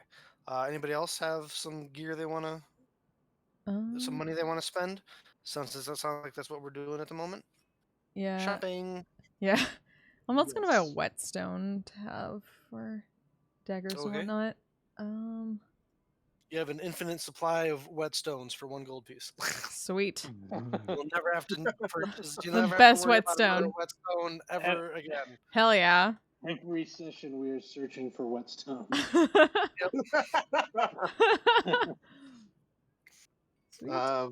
I need to buy a longbow and a set of knuckle bones or equivalent for augury. Yeah, okay. Probably get a crossbow bolts. A longbow is 50 gold. 50 gold pieces. Yes. And how much is the what's the monetary value on the things? 25 gold pieces. 25 gold pieces. Make an investigation check for me real quick. I just want to see how much time is dedicated to you having to find these material components. 15. Asking around, you're a pretty charming guy. It doesn't take you very long to find a curiosity shop where you can find the knuckle bones of a... Donald? Do I want them to be dwarf knuckle bones? No. Oh God. What would he do? What would Donald do? Well, I don't know. Are there dwarf? There are dwarf knuckle bones available. He's taking dwarf knuckle bones. It's up to you. Wow. It's up to you. I'm leaving it up to you. So some dwarven knuckle bones. He'll take people knuckle bones. Human knuckle bones? Yep. All right, so human knuckle bones with different iconography carved into them so that they look like dice almost. And you spend 25 gold pieces on it. All right. Yeah. Also, the crossbow that I got back on the ship. What type was that? That was just like a light crossbow. So there were 8. There were 6 no, 8. Yeah, there were 8 guys, clanless that you killed. Each one was carrying a hand axe, a light crossbow, and 20 crossbow bolts. Okay, so I don't need to worry about that. I'll just Yeah, do that. I would actually like to go to the blacksmith and try and sell some of that scrap. Hmm. If everybody's okay with me doing that. If not, Mm. if you guys want something from there, I'm keeping one of the light. say you want. Yeah, I'm keeping one of the light crossbows and Okay. some bolts for it. Okay. I mean, if you want all the bolts, all the bolts. I was just gonna Yeah. sell everything as scrap. So if you want to keep those bolts, they're all yours. Yeah, I'll keep the bolts. So you're gonna sell 7. You're gonna try and sell 7 light crossbows. Yeah. That as Val and I are walking, it's something I would like to do while we're fixing up the boat. Make a persuasion check. I'll give you advantage because of your background. Persuasion.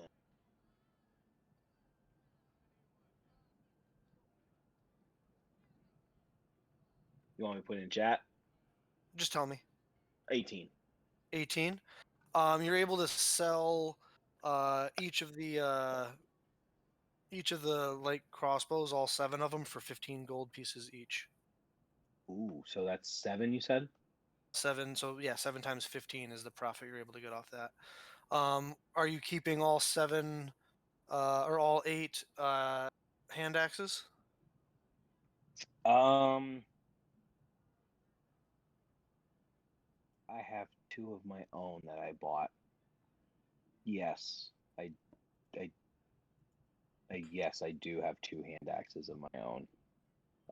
So I will sell them unless anyone would like to keep them. Anyone? Bueller? No. Nope. All right, so off that same check from before, you're able to sell all 8 of those hand axes for 3 gold pieces each. 8 times 3.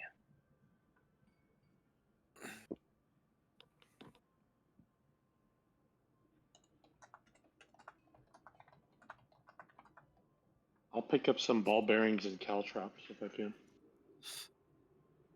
You certainly can. And caltrops is a gold piece for a bag of 20. And ball bearings is a gold piece for a bag of 1,000. I'll get 2 bags of caltrops. All right. Hey Bill, as I am negotiating and talking to the blacksmith, Yeah. I'd like to ask the blacksmith if they know of any kind of feats of strength around here. You know, anybody showing off that they're really strong and need to be put in their place. I like to have some fun with that. If there is anything here.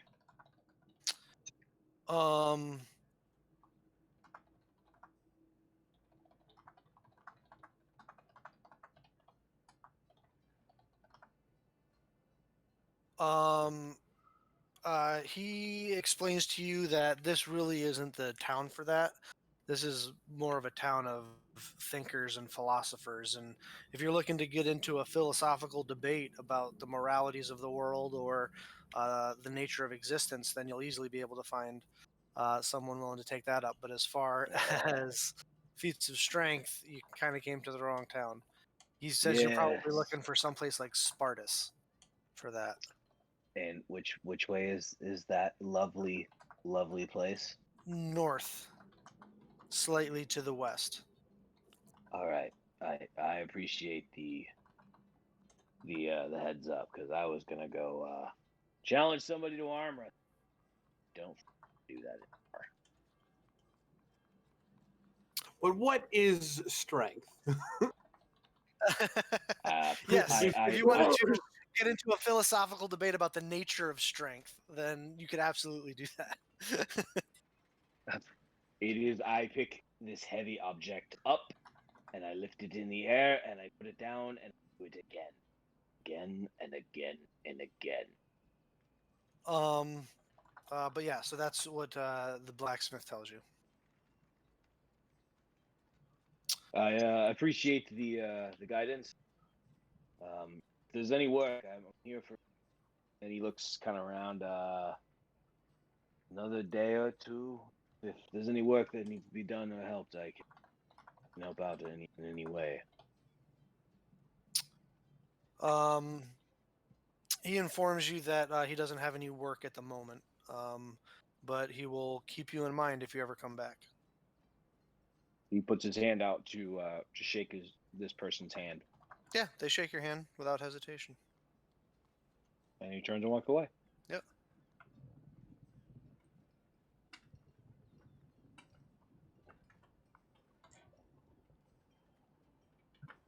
I don't want to interject me buying more shit, but yeah, go ahead. I would like a map of the surrounding area. To be more specific, surrounding area. Here, let me do this.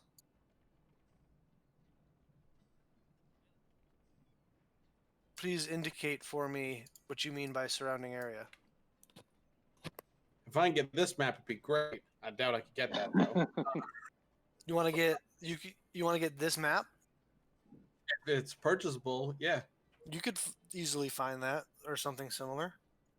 Yeah, I'll take that. I'll say that is on paper, on leather, on what kind of material? Oh, leather. On leather? Be on the ocean, yeah. That's going to be a little bit more expensive. But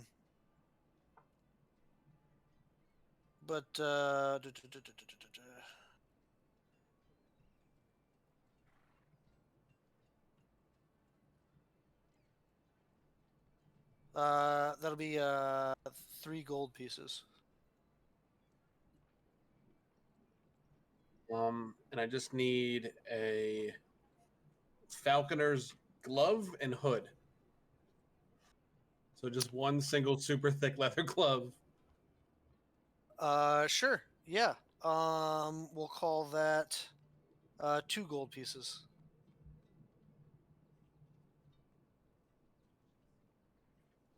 I also just, the standard. I bought a short bow. I bought a net. I bought a block and tackle so we can move crates onto the ship, and some arrows. Yeah. You see the prices for all that. Anybody else on shopping stuff?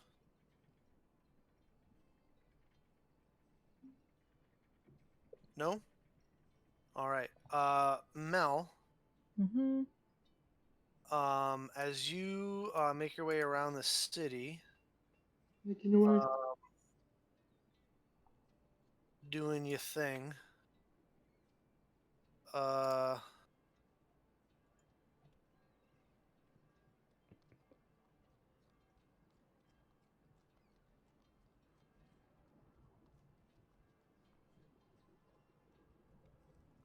make just a general wisdom check for me.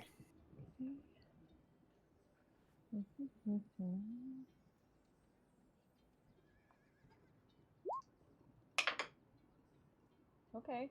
17. 17. Mm-hmm.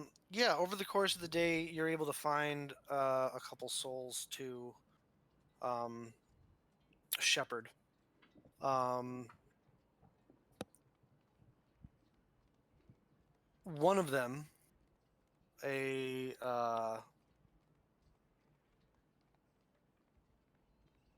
one that's been in this kind of existence for a bit longer than the average, says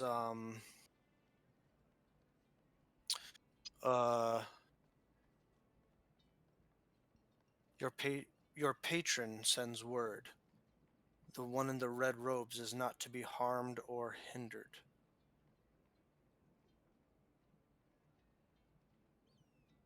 Wait. And Is that the... Sorry? Wait, is that the that somebody I know already? And my brain's blanking on Is Who? that the hurricane Your sewer? patron or the one in the red robe? robes. That was the guy who took the prince. Damn it. Okay. Your patron enjoys his allegiance.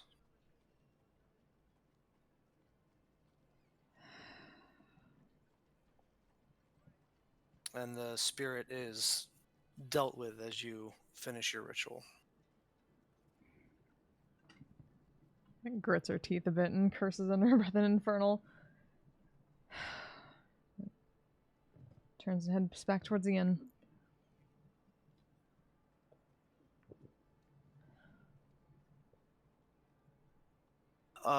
Domhnall, or Donnell, make a just general charisma check with advantage because of you willing to part with coin. Also, I'm going to need you to tell me how you describe to the people what you're looking for.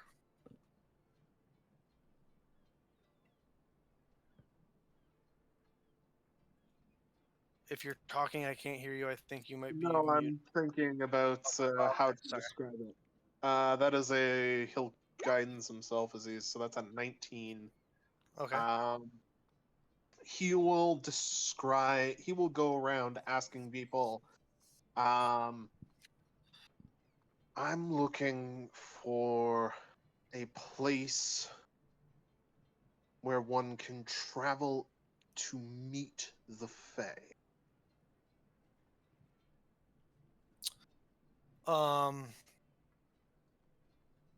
So you get a 19. Yes. Somewhere where I might be able to ask a favor. Okay. You get a fair amount of people that are. I mean, these are common folk. A lot of them are like, dude, I don't know what you're talking about. But you sound like, are you like some of them even give you looks like, are you okay, son? But eventually you start heading to some more more eccentric parts of town. And in the process of spending 15 gold pieces, you get information of strange happenings, and curious, as they're explained to you as um, curious circles of fungus that exist in the deadening wood.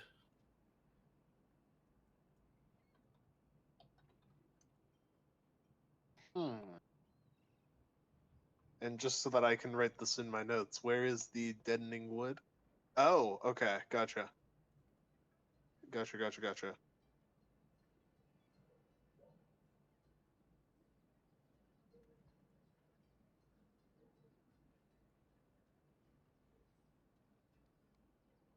Okay. With a 19, you also say that if you're looking for more information on this, Meridia would be the place to go. Okay.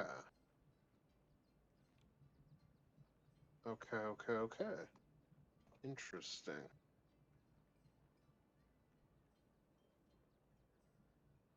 I will thank him kindly and give him the 15 gold. That was spread out over several people, essentially. You're kind of trying to grease some palms and whatnot. Yeah. I will donate 10 more to whoever I pass by on the street who seems like they might be in need.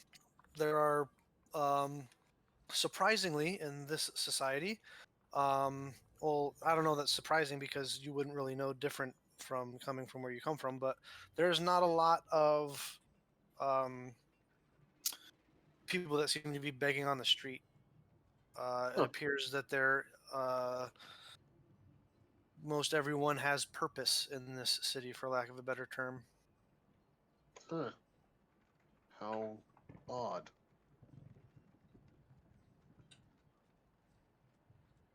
All right.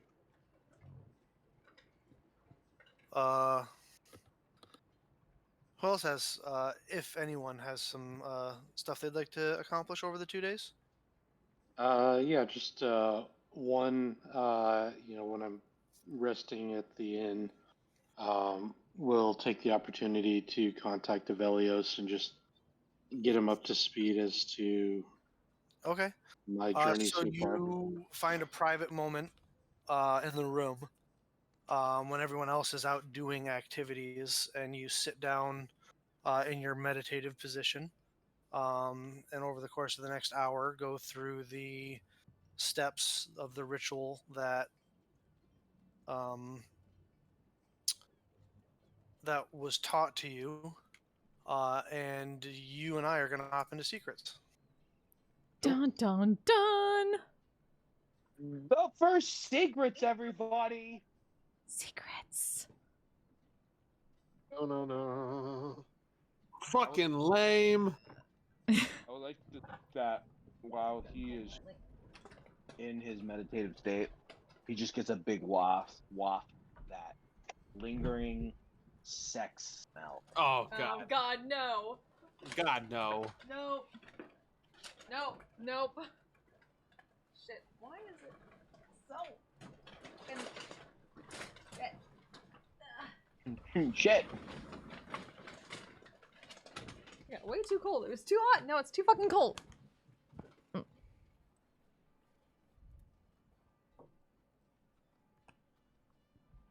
Oh, yo, fight. There you go. That girl ghosted me. She didn't go on that date with me. Fuck her then. Oof. Yep. She's using me as a Snapchat streak.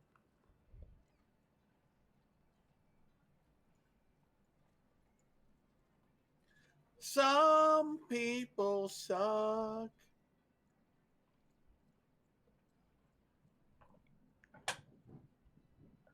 But I should be going on a date Monday with a more actual An actual person? Yeah. Who wants to That's good. meet. So we shall see. By the way, you've dated more in the time that I've known you than I have my whole entire life. Same. I'm like, I get into a relationship and I'm just like, I'm in it until like we have to be done. Well, see, I'm the same way. It's just they get sick and tired of me. But you're the best. Apparently they don't think so. Well, who gives a fuck what they think? Yeah, if they don't like you, their opinion is garbage. That's why I go to the gym, so I can get my aggression out. Welcome to therapy time, guys. Therapy with Thorin. Therapy with Thorin. Therapy with Thorin. Hi, internet. Yeah. Yes, Sweat is fat crying, and I'm not crying. Throw on another 45 plate. How much is that? That's oh, right, because he's not in here. Damn it. How many more? Squat the pain away. Squat the pain away. How much more do we need to get rid of all this pain? We need 200 more back. So we can squat 700. I'll be right back. I mean, I've only seen terrible things of people squatting that much weight. Like, I was watching a YouTube video the other day, and the guy was squatting like an obscene amount, and he got it up, and the bar was just so bent that he couldn't put it up, and he's just like, so awesome. And his knees are like wiggling, and I'm just going, oh no! I'm like, you need a ditch, dude. You need a ditch as hard as it and fast as you can. Yep. Luckily, he got out of it, but I was just like, whenever I see the knees starting to shake, I always start to freak out. Yeah, I mean, that's actually like your body doing a natural thing, and like it can't Like it can take the weight, but it's like I was watching something about it. It's just like it can take the weight, but it's spasming Yeah. in such a way. It's like it's not a bad thing. It's not like you're going. It's not like you're gonna like you're gonna your leg is gonna give out, but you're like at that cusp. See, I've seen videos where like people's knees like go full flamingo. Oh yeah, no, it's And like, scary. and it's always the spasm right before it, and then flamingo, and I like the most terrifying thing I've ever seen in my life because that's the Yeah. The two lifts that I am absolutely terrified of, and that I try and like focus on the most are leg press, incline bend. Because leg press, I've seen guys legs go like this when they're not supposed to. Yeah. And it's because they straighten their legs, and it's just like, oh, you my can't lock your gosh. knees on those. You got to keep them. You got to keep it loose. And incline. There was this video going around recently about this bodybuilder who was working with his guy Larry Wheels, who is notoriously stupid. Like he's just stupid strong for no reason. Like he could do strongman. Like he's that strong for no freaking reason.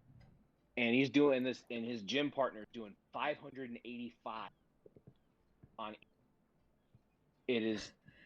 Welcome to Secrets Time, chat. It's like, why do you need to do that much? And he's coming down. I used to do the thing where I would just like deafen myself and go into the secrets so you all could hear, but sometimes that can be more of a pain. But now you gotta listen to this shit. Yeah, and I learned that like we'll see if we can get back to that, folded, and so you can get all the good shit into a pocket in your arm here, and that's why it's so easy to rip. But the next like 2 days later, after I saw, actually the next day I saw the video. The next day we did incline, and I did 225, and I was so scared that my pec was gonna rip, even though like I've done it so many times. So it's like that ignorance is bliss thing. Like, I mean, you can't let that fear, stop you from doing what you got to do. But like, it's always good to have in the back of your mind as a, if this goes bad, this is going to happen. And the worst thing about the incline is like when that bar comes down, it's rolling all the way down you, all the way to your hips. Like, yeah, it's not like you're doing a bench press where hips, it's not like stuck right on your clavicle or your chest bone. Oh yeah, no, it's not fun. I don't think I've always had a spot like a lot of weight, so I've never had that issue where it was like I can't get it up and I got to roll it. So I've always been able to have a spotter. So I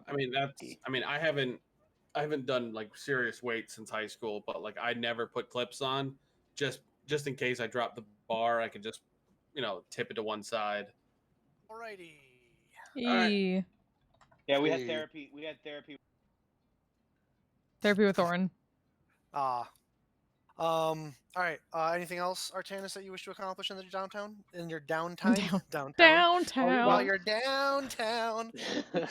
not like conversations, but like just spending time like walking the streets, making small talk with folks, just trying to get a better understanding of the various peoples and how they interact with each other. Totally. Just getting a sense for their, trying to soak up their culture. Exactly. Yeah, absolutely. You are able to do so. Many new experiences and sensory tastes and sounds and interactions and strange rituals and practices from these folk. A lot of similarities too, but yeah. Cool. Anybody have anything else for your downtime, or do you want to jump ahead to your meeting with the minister? I have one more thing real quick. I just I ask around for a shrine to Poseidon. There's one quickly pointed out. There's a temple in the harbor district to Poseidon. I go there.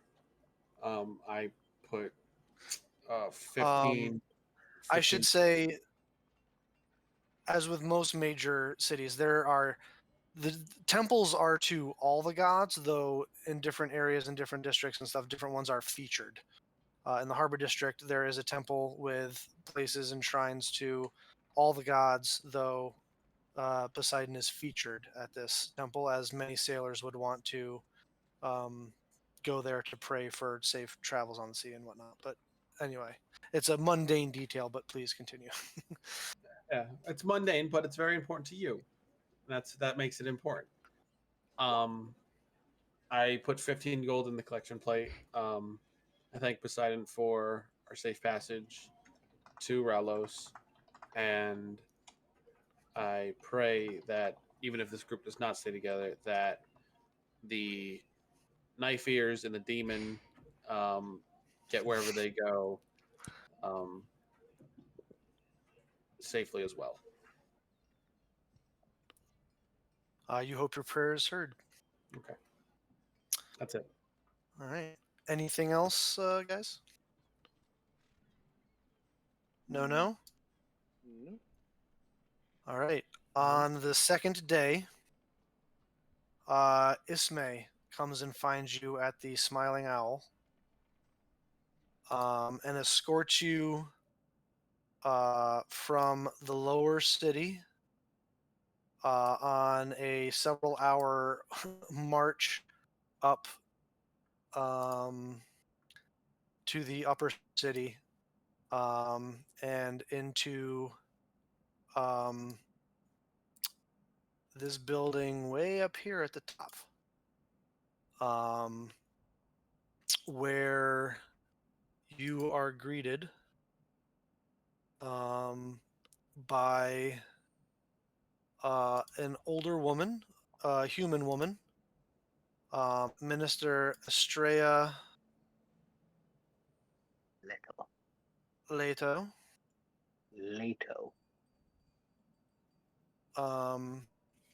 As you come into this kind of open marble building with a very sort of classical water features throughout the interior here, as it's open to the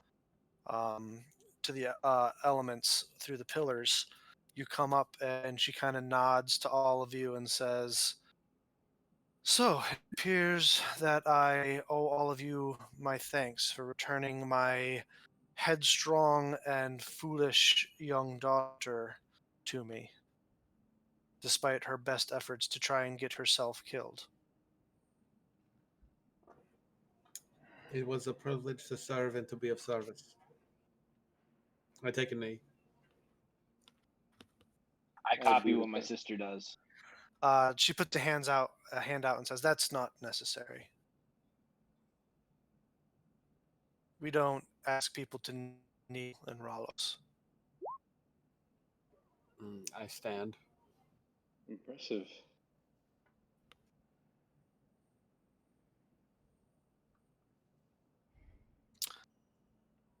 How do you find our fair city? Oh, it's nice enough. Fascinating. I'm quite bored. I'm not going to lie. Peaceful. Food's good. Food is good.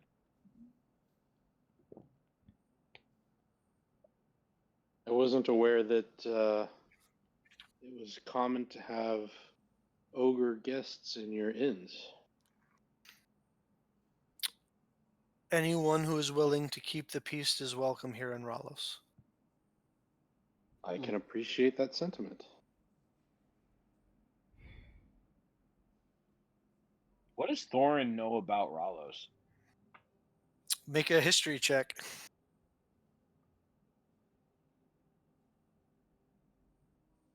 I'm just gonna say it right now. Jack shit. Oh, it seems like a 10. city of fucking nerds.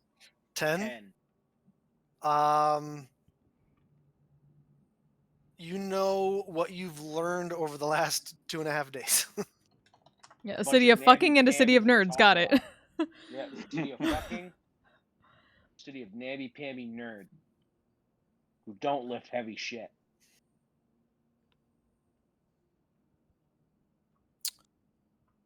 I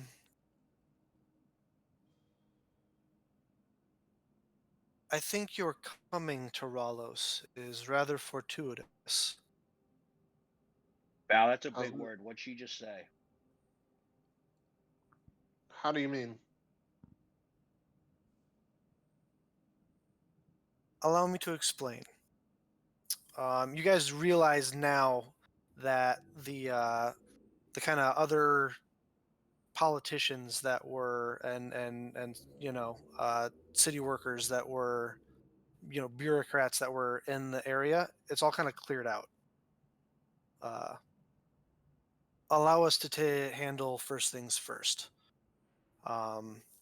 And she steps to the side, and behind her, revealing a rather large wooden chest, which she kicks open, and says, I hope this will be sufficient gratitude for what you've done. Quick glance, there's probably 5,000 gold pieces in that chest. We're gonna buy a new boat. We're buying a new fucking boat. He kind of walks over it slightly and peers in. Oh, dear. That's a lot of gold. Yeah, I'll take a check. I'll take a look at it. However, I have more gifts to offer. More? Generous.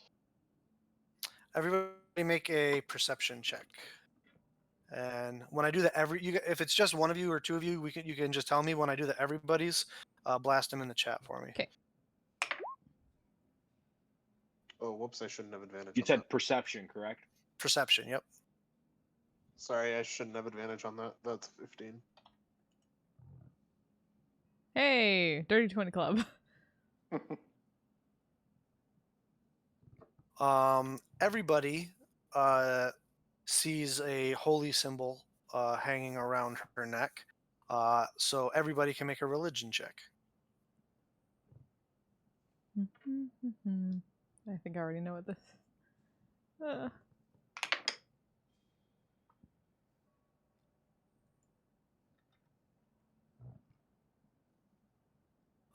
Easily recognizable to all of you.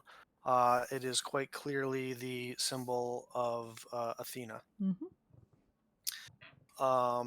And she walks over to another, what almost looks like a bird bath, but instead of water on the inside, you can see it's like one of those sand gardens with like a miniaturized, like a bird bath size version of it. And there are different patterns being drawn through it. Just without anybody doing anything. Like there's just different, continually changing different patterns being drawn through the sand by apparently no one. Not trying to cast a spell or anything, but from what I can see, do I get a sense of the type of magic? Make an Arcana check.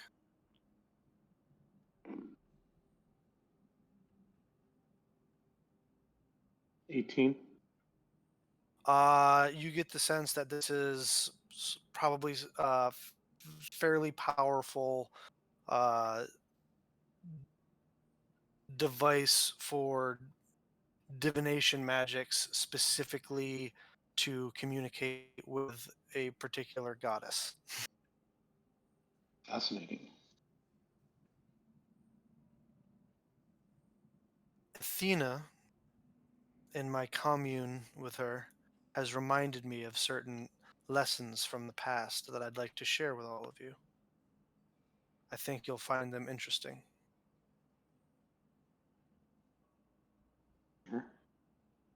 Please share them. First, a question. I'm not sure if any of you are students of history. How much do any of you know about the times shortly after the war, the early years of the Second Age? That's a good question. Yep. How much do we know, boss man? Passive history checks,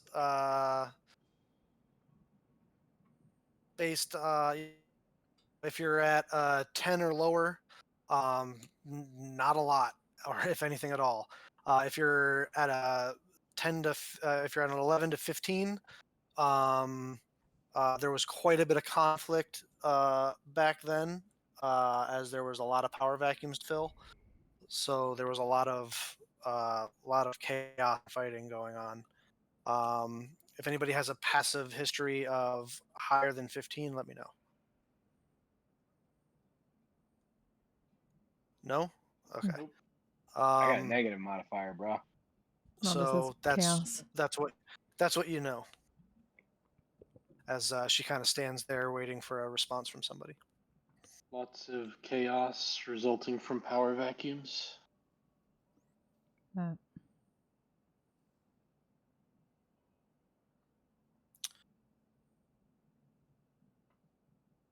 About 500 years ago was the first time that the Empire, and the last time that the Empire tried to expand its territory east. Where's the Empire again? Where does that start? We'll do this for you. Calcaria, that is the capital of the Empire there. And where does it go to again? Basically,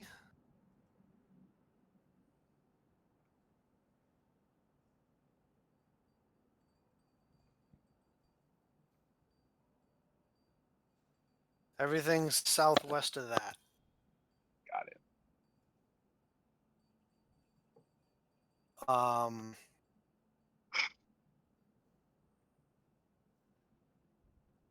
The 5 free cities of the Republic joined together to rebuff their advance.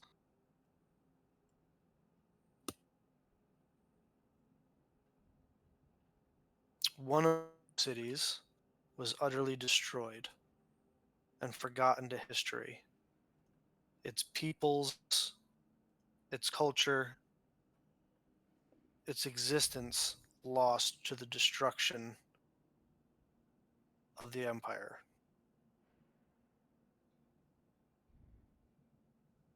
However, part of the peace treaty for that conflict included a prophecy.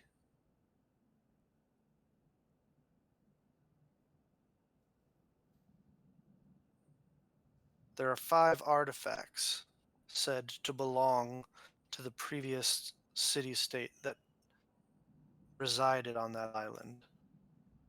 Any individual or individuals who possess those artifacts will be given dominion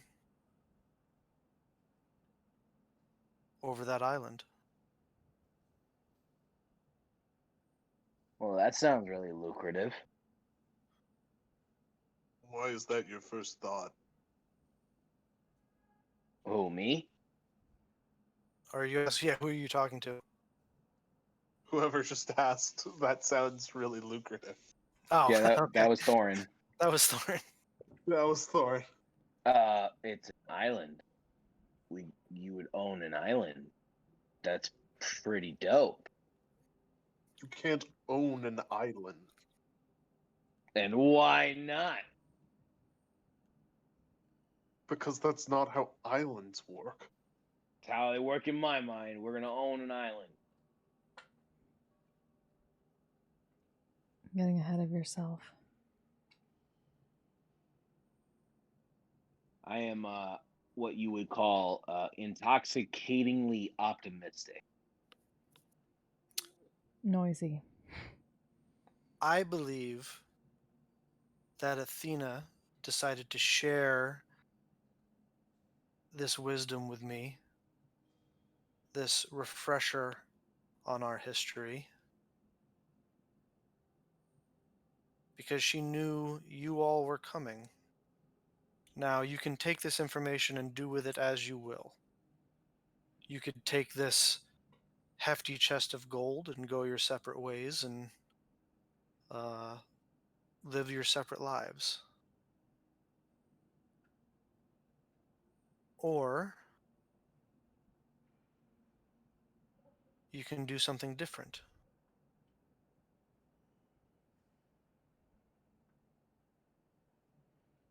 The gods tend to take interest in exceptional individuals. From what my daughter has told me, you all seem rather exceptional to me.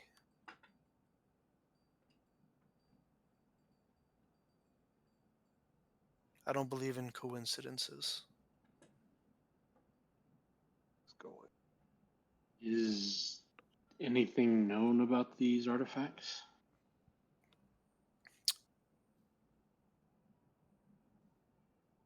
As I said, much of the history and culture of that island has been lost to time.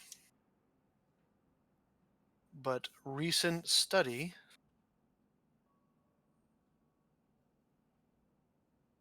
a breakthrough that came only days before your arrival here. Again, I do not believe in coincidences. Revealed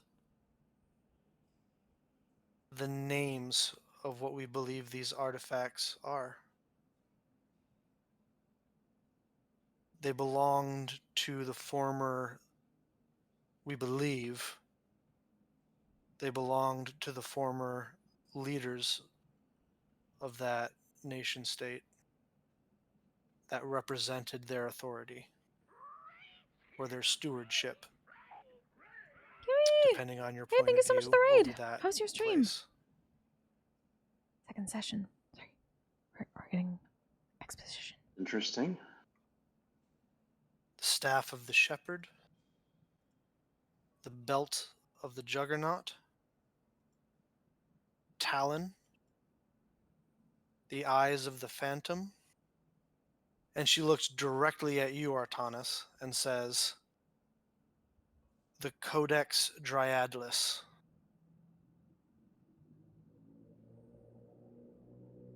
These are ominous names. those. But Look my great. curiosity is piqued.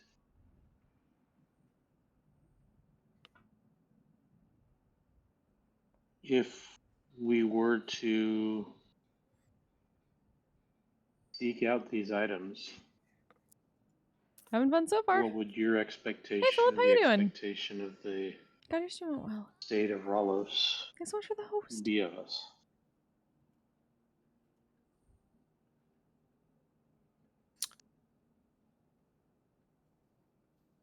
Expectations can often change, but prophecies and treaties are something we treat seriously here in Ralos. And it would appear that anyone who is able to find and possess these items were deigned by the gods to shepherd or has. rule that land as they saw fit.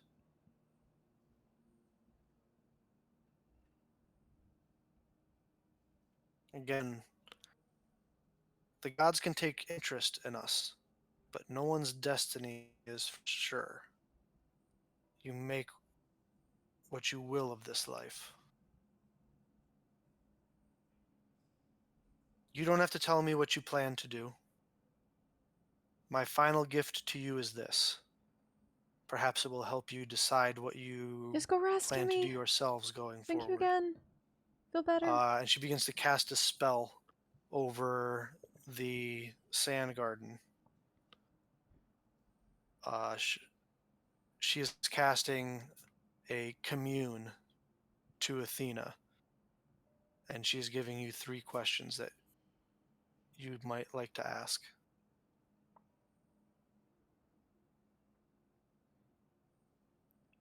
Just so you're all, there you go, up to date. Anybody got any particular Yeah. questions? Yeah, out of character. Is there any burning You guys question can talk any out of us of want to know? character, yeah. Okay. Go ahead and talk out of character. You don't have to talk in character about what questions you want to ask. Right now. Okay. So I mean, we could ask about the island and what's on there. Like let me give you a couple we can things for free. Yeah, who knows Let me give you a what couple already? things for free. Geographically speaking, based on the map that you got, Ashlet, and what you know about the thing, give or take, that island's landmass is roughly the size of like square mileage wise is roughly the size of like Georgia. So it's huge. Got it. But we do know where the ruins are, correct? The last thing that I forgot to say in character as the minister is that they don't know much about the state of the island, as it is covered in a perpetual storm, and no one who's ever gone there has come back as of yet. Fun. So we could ask if the artifacts are in fact on the island. That's probably a given. I feel like they wouldn't be like, you must find these things down this island and then not have them on the island. And have a thing where you can't leave. Well, it's either they're on the island and we need to pass the storm to get there, or they're off the island and we need them to pass the storm. Right. Maybe. So I have no clue for what other yes or no questions we can ask Athena at this point, because frankly, we don't know a lot. Okay. It doesn't have to just pertain to this. Yeah, I mean, what we could also ask, would there be a way that could we get safe passage sailing to this island? Like asking if that's a possibility that they can provide for us. Maybe that's an idea for this thing that we're doing at the moment. But other than that, I don't know if there's anything Thorn wants to ask. Yeah. I'd have to...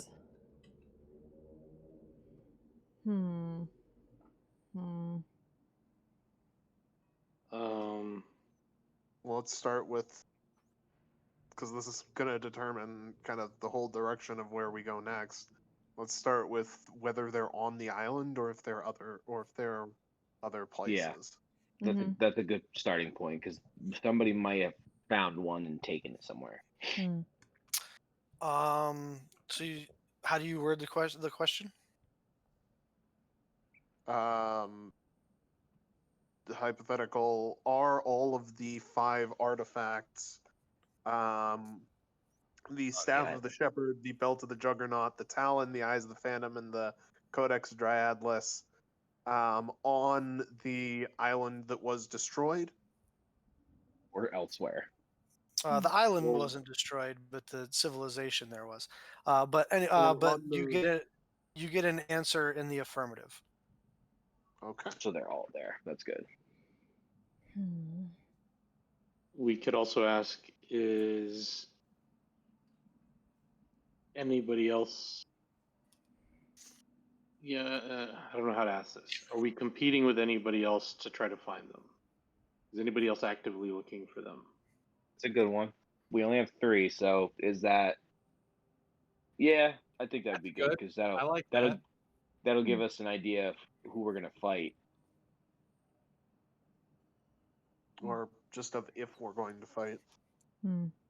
I think if we're going to ask that, maybe try and word it to give us a little bit more insight on who, you know? We can't. How about... It's only a yes or no question. Well, how about narrowing your field? Not necessarily. Not necessarily. If the deity feels that a yes or no answer would be misleading, they can give you like a a bit more.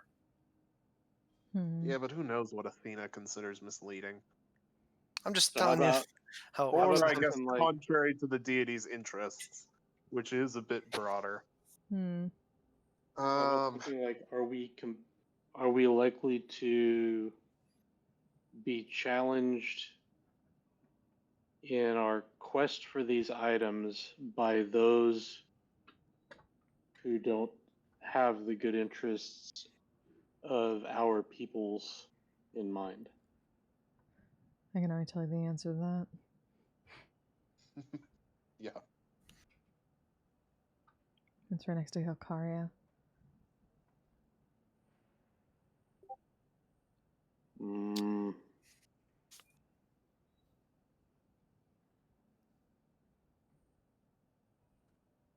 Or, I mean, honestly, this is more of an RP question than anything else, but right, it could be, we could ask, will seeking these items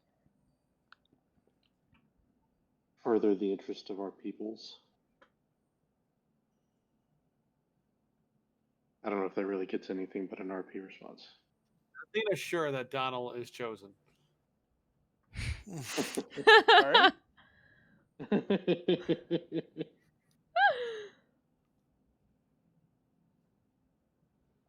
I mean, we could straight up ask, is the Empire also aware of the location and actively searching for these items? Yeah, that's as good a thing as any for this.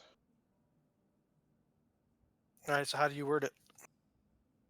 It is the Empire or its agents also aware of this information and actively intending to search for them on the island?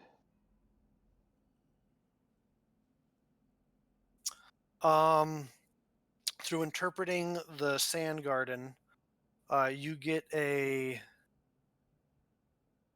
yes to the first half of the question of are they aware of it, and for the second half, the explanation is more of a no longer seeking it, happy to aid in preventing others from finding, essentially. Cool. Third question.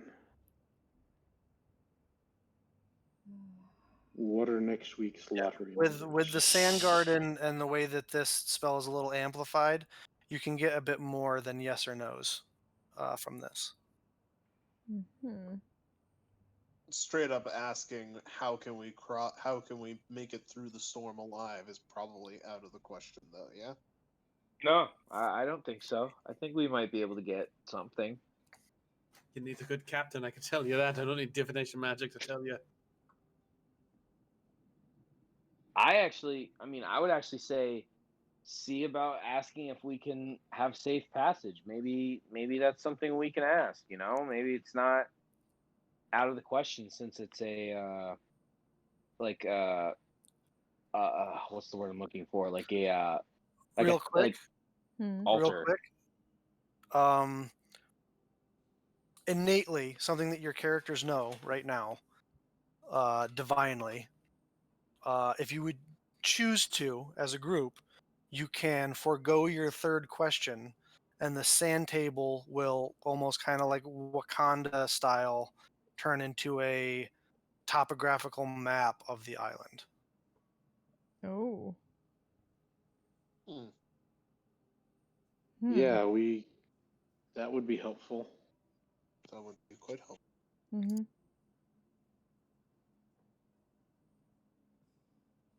Okay. Let's do that. Yeah, totally. Does everyone agree? Sure. Sure. All right.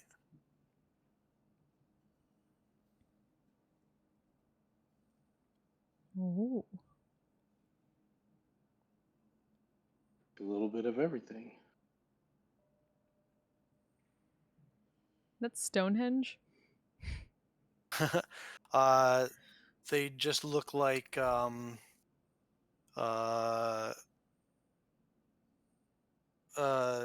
non-specific ruins. Mm-hmm.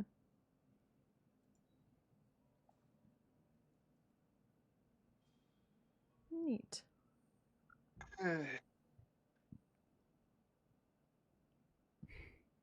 Well, Make a Four Seasons resort. Got it.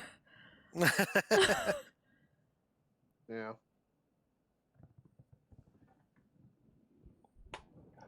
And create Dalen's closet. You come back to the room. The minister eyes kind of go back to normal. The sand table goes back to normal. She looks at you all and says, regardless of the path you choose, I wish you good fortune in your adventures.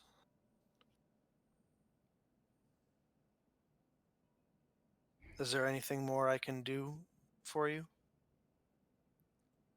this has been quite generous. I can speak only for myself that this certainly seems interesting. But my primary goal is to learn more about the peoples of this world and see if that can further the interests of relationships. If I can find peoples who might be good friends to mine. I hope that aiding your daughter and perhaps taking up this quest would show good faith on my part to learn about what we might achieve together. I appreciate the sentiment and extend it in return to you. There is no greater service, I believe, that you could perform for the republics, but to bring us back to our namesake,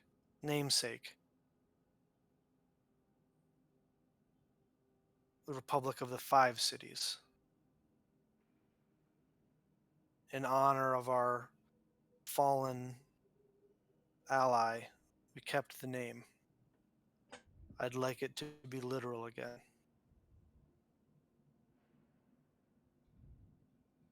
I understand. A noble ideal, and I'm happy to do my part.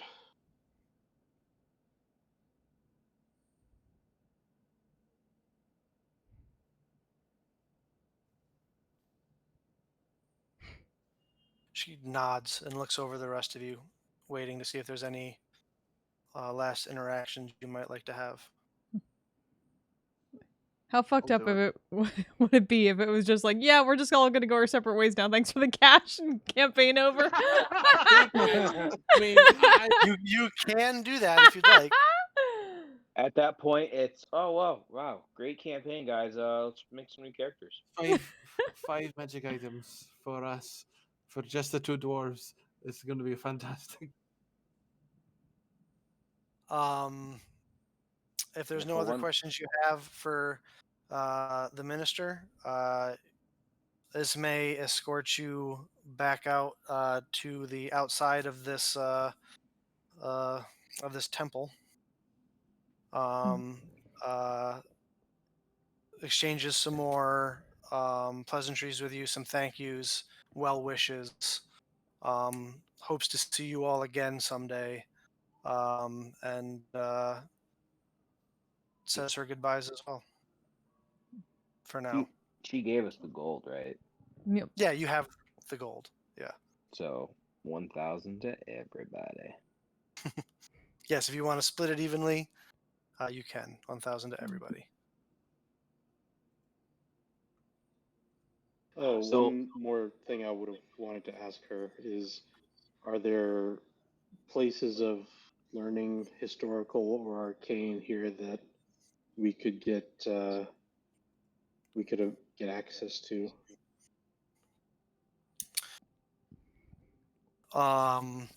Says the nerd to the other And nerd. yeah, in almost a knowing and clever and kind of almost insinuating way, she says, there certainly is, and foreign dignitaries and representatives of allied nations would be granted full access to such things.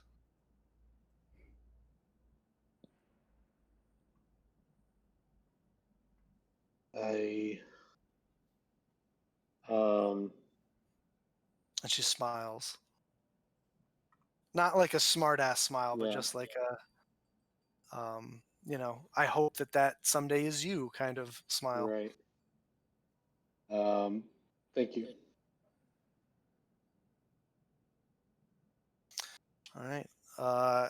You are escorted back outside into the hustle and bustle of the city.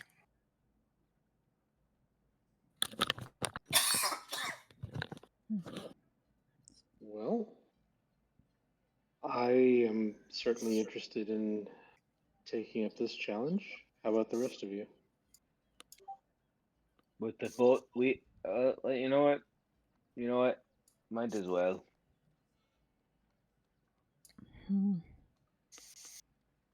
Himmel just thinking it over for a long time. Might be a way to get in the Empire's side, a thorn in their side. Exactly what I was thinking. We put Don't- something, we put a threat right next to Calcaria like that. Distract them from everything else that's going on. Maybe fuck up some of their supply lines. Well, force the supply lines and probably force some of whoever's out front to withdraw and protect the capital. I hear liberating from other people, and I starkly approve. Thorn will say in Dwarvish, Osil, we have to go home.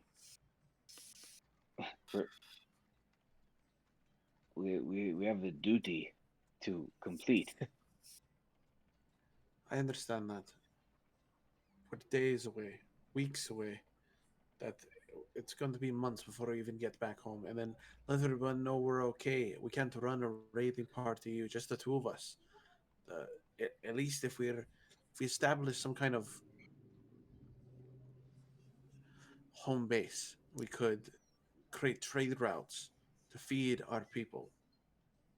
This could be a boon beyond our measurement, more than any raid has ever brought to our shores.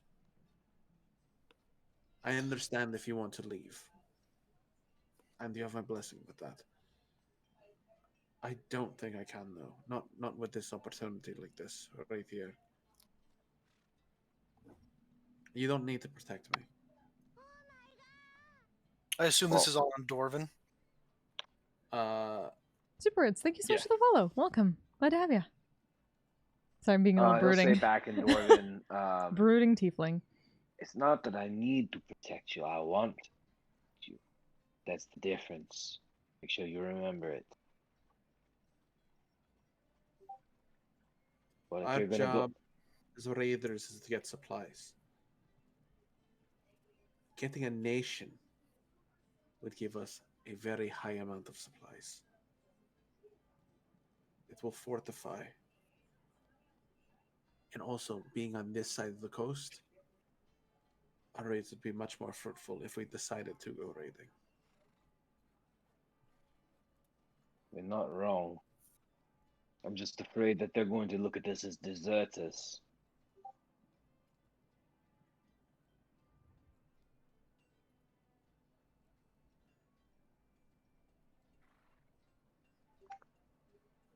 Well, I I can't go home without you. Mother would kill me if I left you out here by yourself. So I guess I'm fucking coming as well. I'd like the two of you to make insight checks.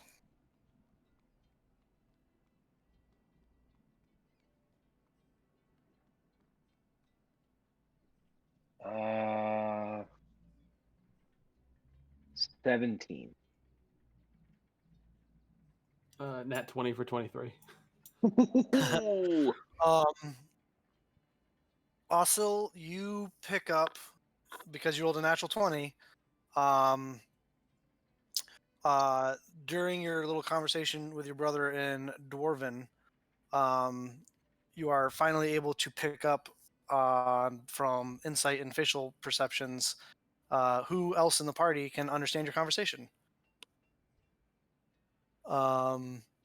in Dwarven. Like, you notice facial tics indicating like, oh, they understand what we're saying. So anyone of the three of you who speaks Dwarven? Would be me.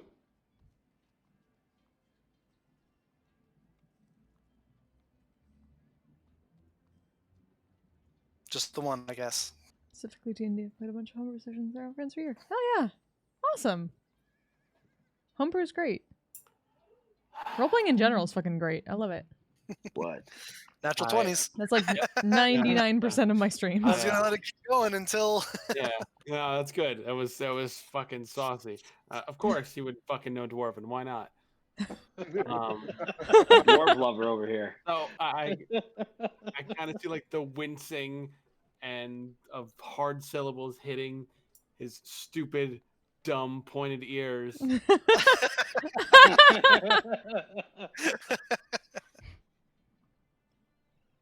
Oh, it's good that he knew that our anus joke was fucking.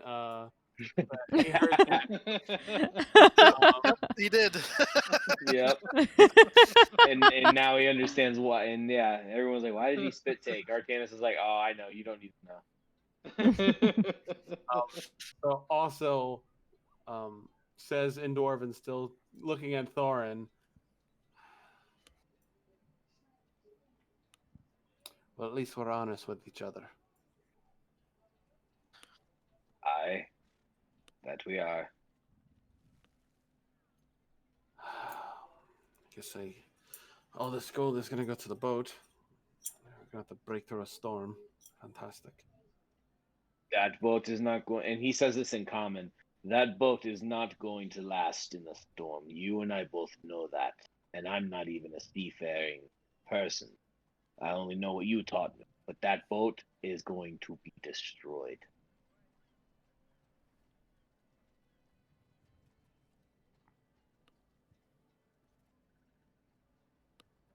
Kind of looks at the group.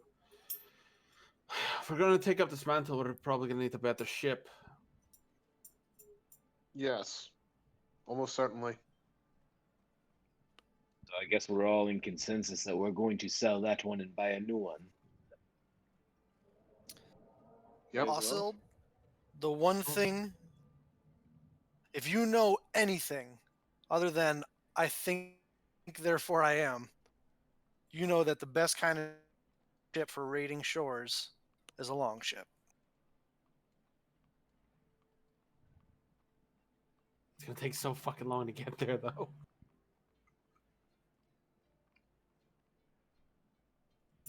The long ship is not what we have, though, right? We have something completely different. No, long ship is going to be probably faster for you. You're currently in a keel boat, which is a 1 mile per hour thing. A long ship is 3 miles per hour, so they're pretty speedy. Even better. I don't think we need to. Oh, A brandy new one though. A brandy new one costs around 10K. I thought you said 3K. That's for a keel boat, which you currently have. For a long ship, it's about 10K. What Which about a includes a crew. well-used but serviceable one? That's what we're gonna need to make some bargains for. That's, you know, That's And a brand new one, so we got to find a used one. that's a freshly made, right off the shipwright's table. I'm looking for a 1998 Honda Civic. 98 Honda longboat. Less than 100,000 miles. So I turn to the group and in Dwarven I stare Artanis in the face and in Dwarven go, hopefully you can use that sharp tongue to get us a good deal. Thorin looks at you funny. It says in Dwarven back, I don't what? I'm so confused. Was Eshel looking at me? Yeah. What you said? Yeah. Yep. Staring you right in the face when she said it. Why I mean, why are you looking like at a 5-year-old staring up at you? Going, I know you're full of shit. why are you Val, what are you doing? Why are you talking to him? I don't know why, but it appears our elven friend here has been quite versed in Dwarven tongue, which is hilarious considering he can't pronounce my name properly. I grin and say in perfect Dwarvish, "You have a good eye."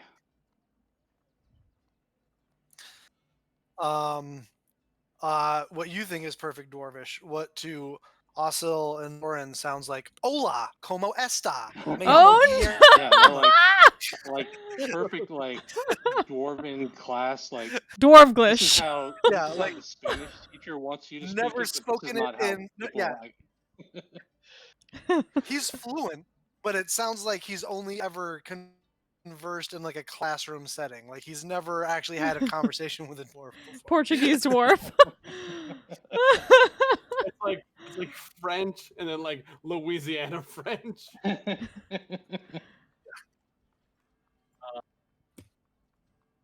Midwestern Spanish class. All right, so I kind of look around the group. Are we in agreement that we'll be trying to resurrect the city? Whatever the fuck we're going to do. This is a ridiculous thing. Should be fun though. Divine fun. Maybe it will. Maybe it will be. I mean, Sunshine, you don't seem on board at all, but you never seemed on board with anything yet. So I'll take your stern disposition as an affirmative. If I can fuck over the Empire somehow, I'm fine with it. So if you want to sell a ship, you should probably ask me, not him. I'm the one who's actually sailed. I just also just last yourself going, I didn't even leave the boat to him. If I die, that's great.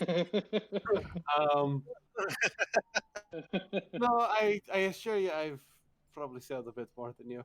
But anyway, let's get Adel down to the docks. Let's see if we can make itself a How deal. long have you been sailing?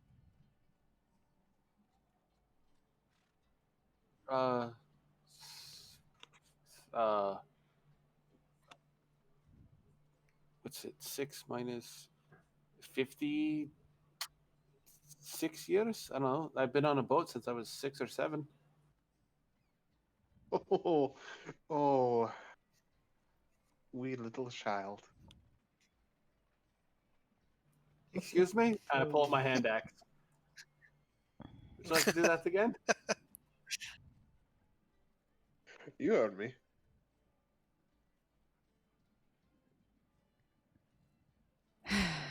I will Noisy throw and just down in the water. right Keep going. So out of character, I know I've been doing like a shit ton of talking, but surely somebody's got a better charisma score than me. Yeah. Hi. Unlike last campaign, you guys kind of left charisma for. Yeah, I think Artanis, you might if I'm remembering correctly, you might be the face of this party. Yeah, you might be With your actually. whopping +2. Wait, what? I also have a +2. I have a +3. I also The one who doesn't talk. Yep. That she's the intimidator. I also have a +3, but I am not proficient in persuasion or deception. I am proficient in persuasion, but I've only got a +2 without my proficiency bonus. I think I'm proficient in intimidation. I can be proficient in deception like I was during that whole thing with the ogres. Or persuasion. Yeah, your party is generally average at charisma. Basically. Okay. Well, no we don't have a bards in bard. the party this time. Nope. Nope. This ought to be interesting.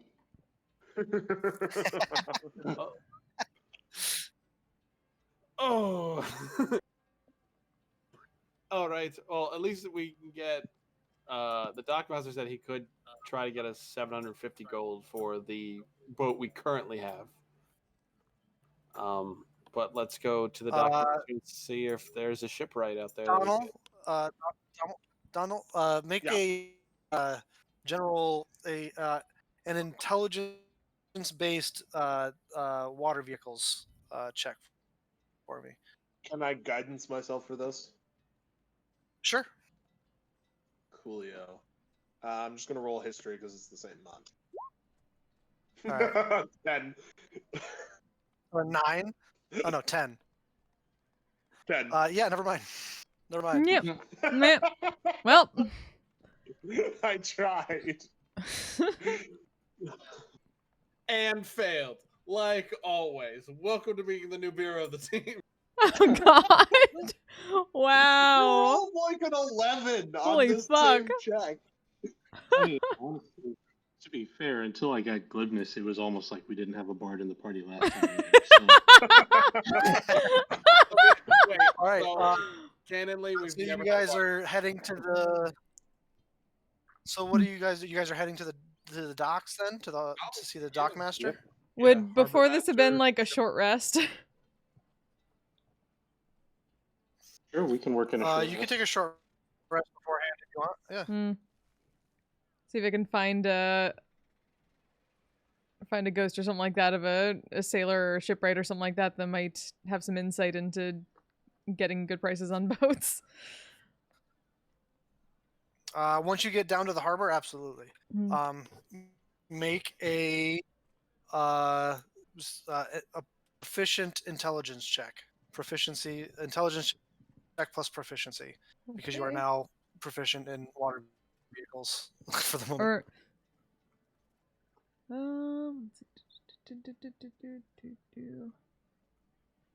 Nope. And that, okay. Nat 20. So plus Nat 20? 2 plus plus 2 plus what is that? Yeah, so you start talking 23. to this spirit who in life was a former shipwright, and you kind of talk to them about what Donald and Ossel were talking about in regards to the ship, and the harbor master was way lowballing Ossel on the price of that boat. He said 750. You could probably get closer to 2. Yeah. 15 easily. 1,500 easily. I was honest, and this guy lied to me. And he's a bureaucrat. I'm very upset. Look to the boat. Look like Tossel. Oh, he fucked you over.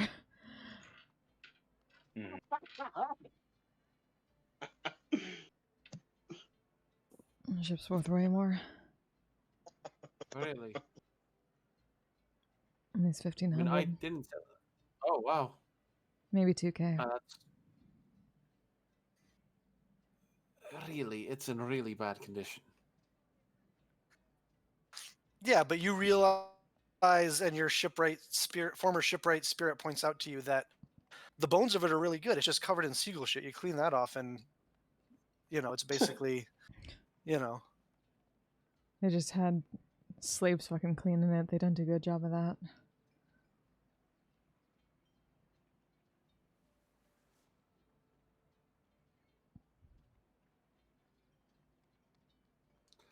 All right.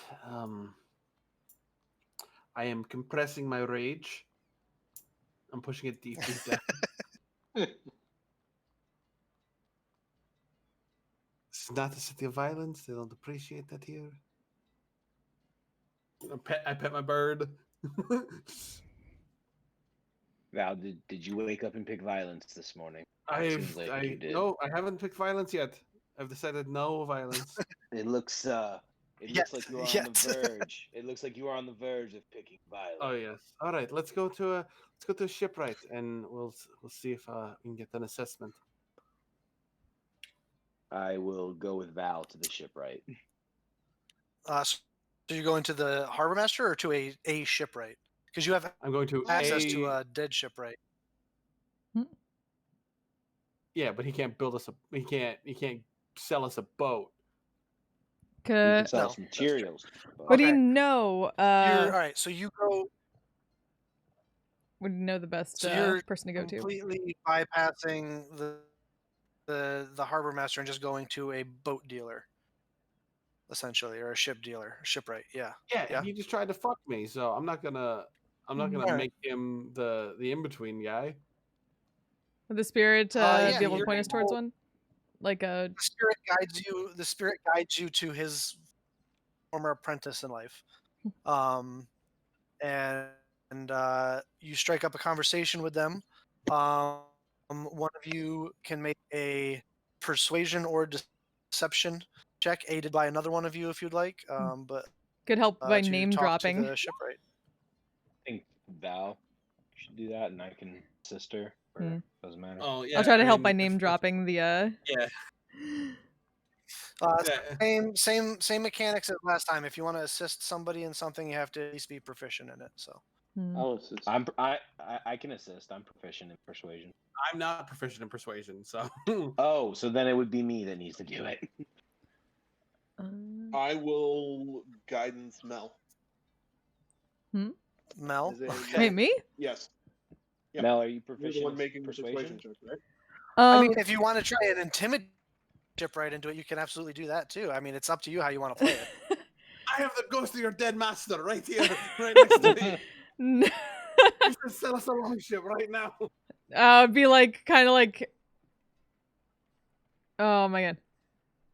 Like I knew, I knew your master. He'd be disappointed in you if you didn't. You got a nice shipwright shop here. It'd be terrible if something were to happen to it. Are we going intimidation or are we going persuasion? I mean, I can do intimidation. I don't know. That's up to you the thing. I mean, let's start with, and then if we need to, we'll go. Are we good copping, bad copping the shipwright? Yeah, we'll do good cop, bad cop. I'll be good cop. I'm just gonna roll for bad cop. Just to see. Boy, if you could sell us a long ship, that'd be great. Fucking A. Take God, fuck me. Well, it's advantage because I'm assistant. Is it advantage, DM? He said if you're proficient. Yeah, if you're getting assistant. Yeah, you're getting assisted. The person who's making the roll doesn't have to be proficient. The person who's assisting does. All right. The first one was a 4, but the second one was a 17, so it's a total of 20. Total of 20? 30-20. 30-20, yeah. Yeah, you talk to this shipwright, and you have an inn talking about how you knew his former master, and to say personal things to convince him of that. And he gives you a good conversation, and he says that he will absolutely give you 1,500 gold for your keelboat, as he'll have to clean it up. Or if you clean it up first, he'll give you 2K. He also has a I can't believe I'm about to say this in a D&D game, but a used longship. that can be re-registered to your possession with the transfer of certain papers that you actually have now for 7,500 gold pieces. Bro, I feel like we're back in more sport at the moment with that statement. I know, but there's not another way I could put it. Is it like a But yeah, for Subaru? 7,500 gold pieces. Um, No, it's a long ship. It's familiar to you. It's certainly not of dwarven construction, but it is indeed a long ship. It's not a hybrid. It's so I don't it's like, all right. So, but is like a 8-person rower type of boat? No, it comes with a mostly as far as like their existence in the game wise group of rowers, but it's like 20 rowers, and you can fit a total of like 50 people on it. Oh shit! All right, cool. It comes with essentially 20 no name, or 20 minus your crew if they're gonna row, but like no name unimportant NPC rowers essentially. Okay, cool. Because I was like, yeah, rowing this thing's gonna be a bitch. All right, Jimmy, Timmy. Do any of you guys Single want sail, but small light cuts through the water, and So does anyone want to do we bought a shitty apartment that the owner says if we clean up, we could stay there like the first 3 months rent free and have a cleaning montage where we all just clean the old boat? Thorn How many of you have prestidigitation? Not me. I don't. Oh fuck. What is prestidigitation in the nation? I mean, 2 I think we campaigns. probably have to do that, but I don't think even if we do that, we don't have 7,500 gold. That's true. So I think we need to try to haggle them down a bit. No, we would have it. We have 5,000 gold that we all just got, and then if we sell the 2K, that leaves us 500 gold flat. Which we just spent a bunch of money, so I don't think we only got 500 gold from the last thing, right? We got 5. Didn't we get 5,000 gold? No, we just got 1,000 gold each. We have 5,000 gold from what Estrella just paid us. Yep. We can get 2,000 gold for the old boat if we clean it up. But then we still need 500 gold left over, and we just spent a shit ton of the 500. We got 500 gold from the clanless assholes who tried to kill us, but a bunch of us just spent a bunch of that gold for various things. Okay, so let's do this. I have 12. Fike, what do you have? Oh, 30. 30 gold? You just minus the 1,000. Yeah. Oh yeah. Minus the 1,000 of the things we just had. Yeah, there was a point where I wasn't. Sorry, I was on the phone. I bought stuff for the boat. I don't know what the fuck you guys all spent stuff on. Okay. Flint, what do you have? 107 plus 1,000 and some silver. So that's 2. Artan, what do you got? I've got 135. Okay. Domhnall. I have 23. So we only have 2,000 at the most, or at the least. Yeah. So yeah, there's no way we're gonna make 75. It sounds like to me like you guys are gonna be, if you throw all in, you're short by like maybe 150 gold pieces from what it sounds like. So haggle? Yeah, we need to haggle. We need to haggle. Or you can try and barter system's not unheard of. Look at your inventory. Hey, what if I toss in this whatever? Here's a bag of caltrops. I got. I mean, I'm just saying, you could do that, or if you want to try and haggle down that last 500. I got it. Val, I'll offer some of my services with the wood carving, my smithing. Do you think we could get him to potentially reduce the price even more, give them a day's labor for free. Possibly. So let's try and see if we can maybe get it down closer to another 1,000. If All right. not, you know. So I know Counter- I Proposal. What do you got? so I am proficient in brewer's supplies. So I believe that means I can make Mhm. barrels. And barrels are very helpful on ships. Right? Yes. Yes. Okay. So I can make him a shit ton of barrels, and I assume Thorin can like start forging nails and shit. Oh yeah, I can make any kind of metal thing he would need. I can carve the wood into any way he wants as well, because I'm also Okay. proficient with wood carving tools. He says if you're willing to offer up 5 days of labor, which would delay your journey by 5 days, but if you were willing to offer up 5 days of labor, he would be willing to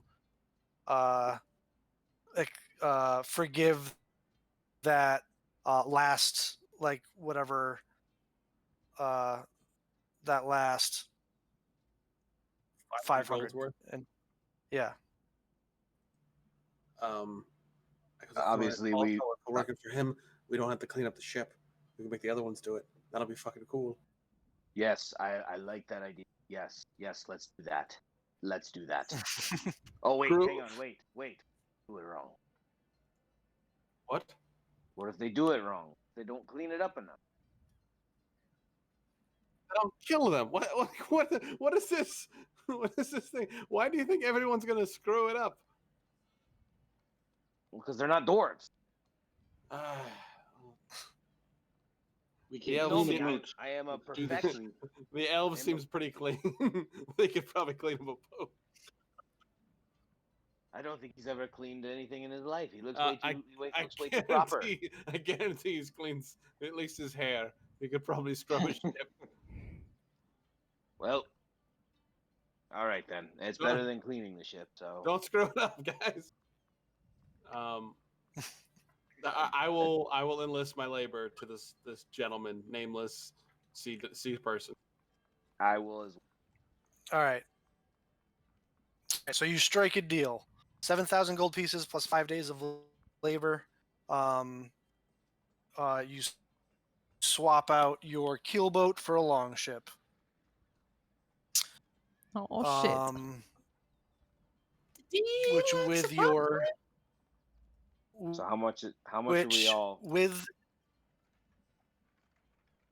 With your ranger abilities can, as long as you're the hex that you're in has coast in it, you can travel 1 hex in 1 day.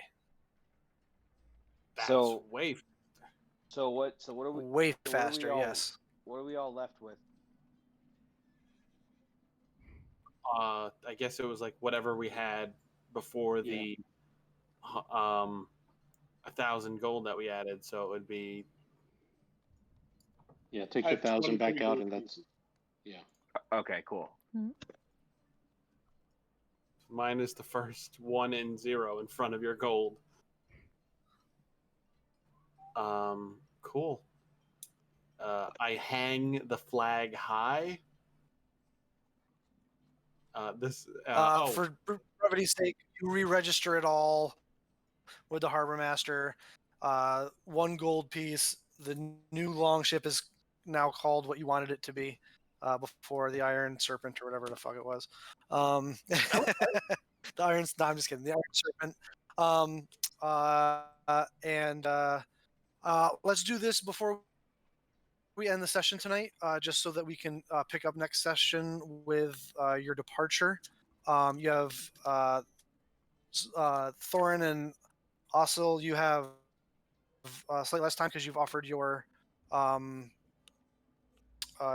labor, but because of that, you guys have another 5 days before you depart your journey. Any last minute stuff you want to do before your departure for the island? Supplies you want to get, divination spells you want to cast, research you want to do. Artanis, you may not have access to the high halls of learning up on the mountain, but there are smaller local libraries and bookstores and places of philosophic and historical and intellectual research in the lower city and stuff. But any stuff you guys want to do before, because we're going to pick up next session with setting sail. Us leaving. Yes, I would like to buy an ocarina and not use it till endgame. Yeah, I'd like to. Totally kidding. I'd like to do whatever research I can about anything anybody knows about this mysterious island. Yeah. I was gonna say, ask any of the ghosts I find around, especially that might know more about it, be older, have stories about it, and also pick up, probably exchange some gold for like smaller coins to keep up her pouch of them for use and like burial rites and stuff like that later on. Like I would like influence. to. I'd like to smooth talk the shipwright guy. Get more business and possible wholesale prices for when this, colony Get some obols to become a thing. We're gonna need more boats. So to try and like schmooze him, So you're just trying into to like, establish establish a rapport connection with the shipwright yeah, here. yeah, establish a connection. Kind of Sure. just be like set up something to where it's like, hey, once we start getting up and up, we're gonna need a shipwright. I can guarantee you'll have work. You'll be paid well. Totally. Working my guild artisan Mel magic. Mel and Artanis, make investigation checks for me.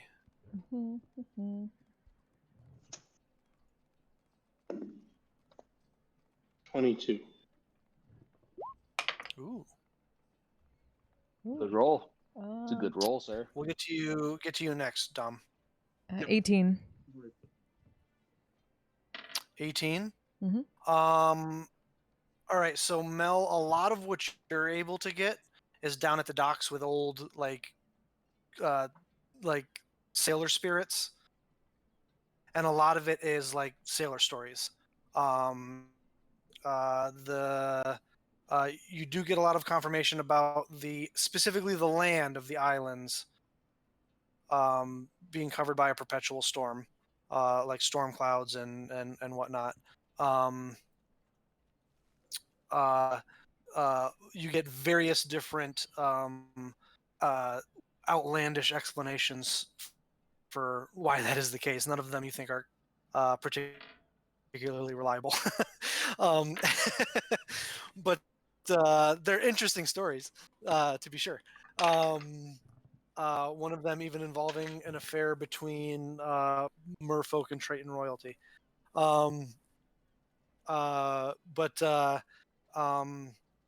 You also hear rumors, so that's what you're able to get, Mel. You also get, it's not so much that, because there's ships that will go around and have come back, so it's not so much that you have to worry about wrecking the ship, but the stories specifically state anyone who lands there is never seen or heard from again.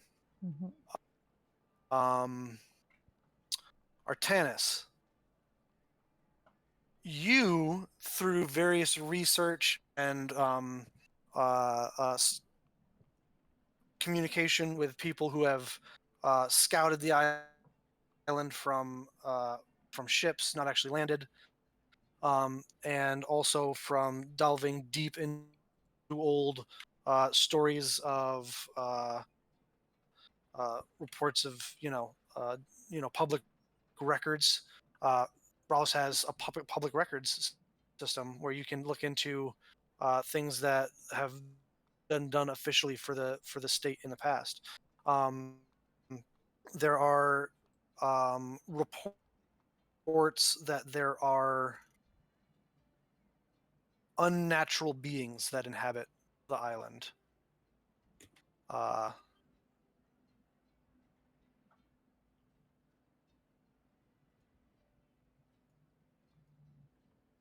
and because you rolled a On 22, there is rumor that they did not always inhabit the island. There is,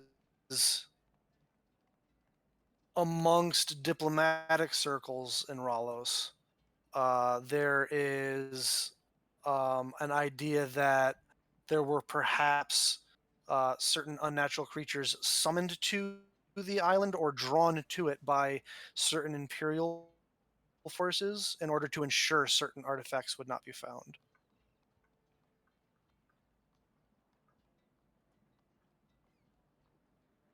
Interesting. I will, in private time, I will share that information with the group. Okay. Donald, you would like to cast Augury. Yes. So I think I have to wait until Okay. like very close before the thing, very close before the thing, very close before we leave to actually do this. Okay. Because it's Okay. reasonably So like, restrictive. you wait till the morning of the day you leave, then maybe, or the night before, or Yeah. Or like okay, 30 minutes before, apparently. 30 minutes The before. morning. Okay. Apparently, it has to be the 30 minutes before. But he's going to bust out his lovely, hopefully imperial knuckle bones, roll them, and ask, will going to, will going to this island bring me closer to my ultimate goal?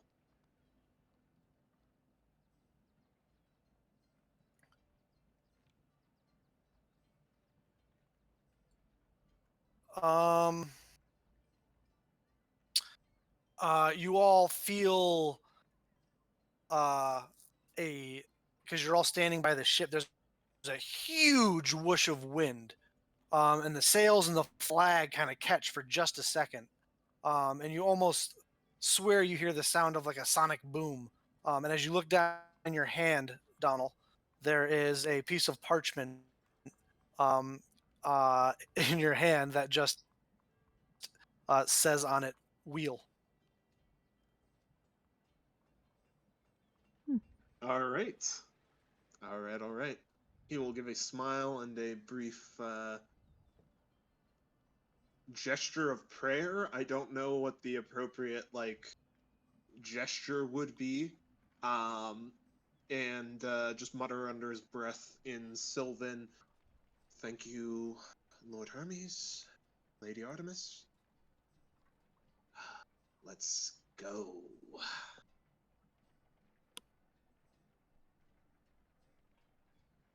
That's all. Anybody else have any last minute things before you leave? I bought a trident and I tie it to the prow of the fucking ship. Okay. Spend the money for trident. All right. So you guys, last thing we'll do this session. I assume you've plotted a course. How many days will it take you to arrive at the island?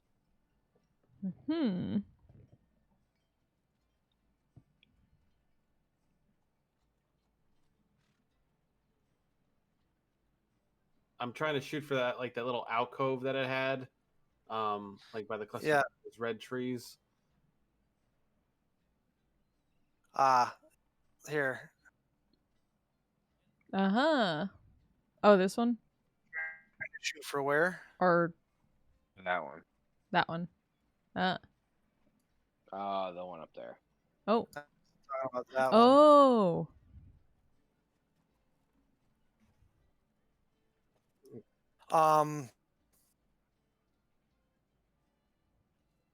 Just so you're aware,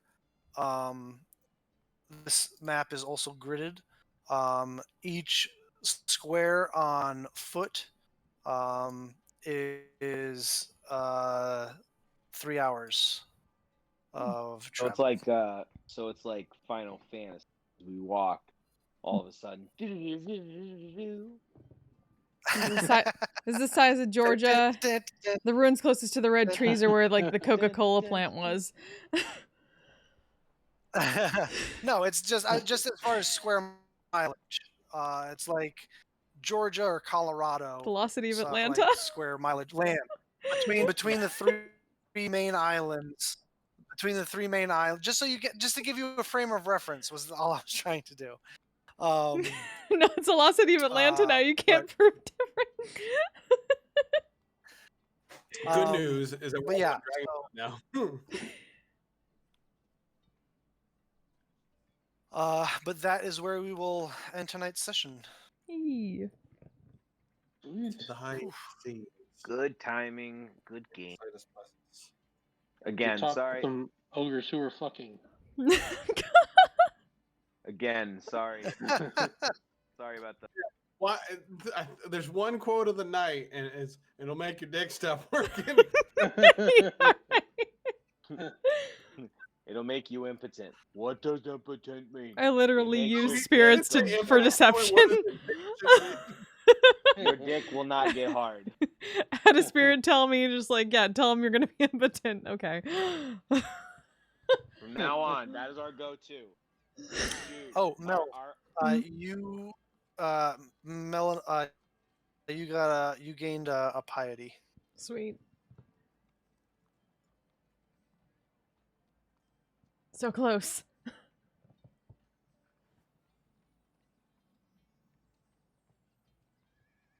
our group name should be Impetus. Impetus Maximus. Impetus Maximus. No, no, that's what we name our absolutely under no circumstances are we labeling the group Impetus Maximus. Oh my god. I'm totally down for it. It is that kind of game, guys. Impetus Maximus. No! Impetus Maximus. I approve of this. The DM approves. The fastest time finding a group name for your party. Absolutely not. Session 2. We're not Flint. labeling ourselves as a group of impotent people. That's terrible. Guys, check it out. I'm pretty sure you're outvoted. I mean, half It's of us the- is not happening, so. It's the first five magical items of the game. Ooh. Ah. Well, I mean, it's technically true for us though, because I mean, like, there's Ossel, there's Mel, and then obviously, Donal is a eunuch, so that's the majority of the party. I'm sorry. There's only two of us. Because Val is basically sworn off sex that are probably willing to have sex, and one is an unknown because we haven't asked Hannah. But Thorin is definitely in the Pound Town area. Answering the important questions. Session 2. He will rage in the middle as well. No, you won't. No. Spike, your face. Oh, no, you won't. I don't know about you guys, but I had fun that session. Good Yeah, times. that was a good session. Anytime looking Phil play forward- a horny pair of ogres is a good session to him. Need to throw him in more often. I'm looking forward to you guys getting to the island. Wow. I think we started to actually let our characters' personalities come out this game, which was fun. Yeah, I that think too. I think we're starting. We as players are starting to get to know our characters. Slowly. It'll be slow. It's always slow for me. I'm sorry. No, you're just emo chick. Not wrong. Damn it, Bill. I was literally just That's- talking to David about I'm gonna drag this I know Dwarvish thing out for a few weeks. Right when you That decided. was He rolled a where I natural literally 20, just man. told him, He rolled a the longer you can natural keep 20. this going. I said in my head, I was like, I'm gonna at varying points when they're doing this in front of the group, I'm gonna let them roll insight checks. If one of them gets a natural 20, then they'll notice. And it just so happened, like that was what I said in the back of my mind last session, and it just so happened to happen I'm talking early. shit to your face. Like, there's no difference between me talking in Dwarven and talking shit to your face because I've said it both ways. He goes, that is my common tongue. That's where I feel comfortable. That's what I want to speak in. Yeah. Okay, chat. Who can we send a raid to? Thank you so much for joining us tonight. Hope you had fun with the fucking shenanigans we had. Literal fucking shenanigans. Yeah. I guess I'll be back And you were Friday. successful without having combat, so good job. Yeah. Look at that. But the thing was, We're growing as people. I am combat bull. I never need to worry about combat. I want so. Yeah, there you go. Yeah, I guess who would have gotten no piety if a fight occurred and you got to kill him. Yeah. Yeah. I'm gonna start doing that more often, but I don't want to piss the party off. So I know. Do your thing. I know who we can raid. I can send some love to former Twitch Sings person that I used to sing with, Gamut, who is currently playing Hades, which works perfectly for our campaign setting. So please send Gamut some love. Hey Lane, how you doing? Super cool, great drummer, fun singer, all around cool guy. I'll be back on Friday, most probably with Misty Shore guild session and VR chat roleplay. So until then, this group will be back next week. So you all stay safe, stay healthy, take care of yourselves, take care of each other, and we'll see you next time. Bye! Bye. I'm a badass asexual polyhedral dice holder. I'm proud to be. I'm a flying ace and fly through outer space. Hello, sweetie. I'm a badass asexual polyhedral dice holder.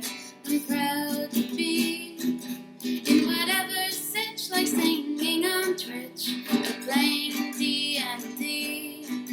I'm a badass asexual polyhedral dice holder. You may call me obsessive, but I just border on being a collector and being a dragon that sits atop my treasure. That's so shiny. I'm a badass asexual polyhedral dice holder, and my partners love me for it. I'm a natural 20.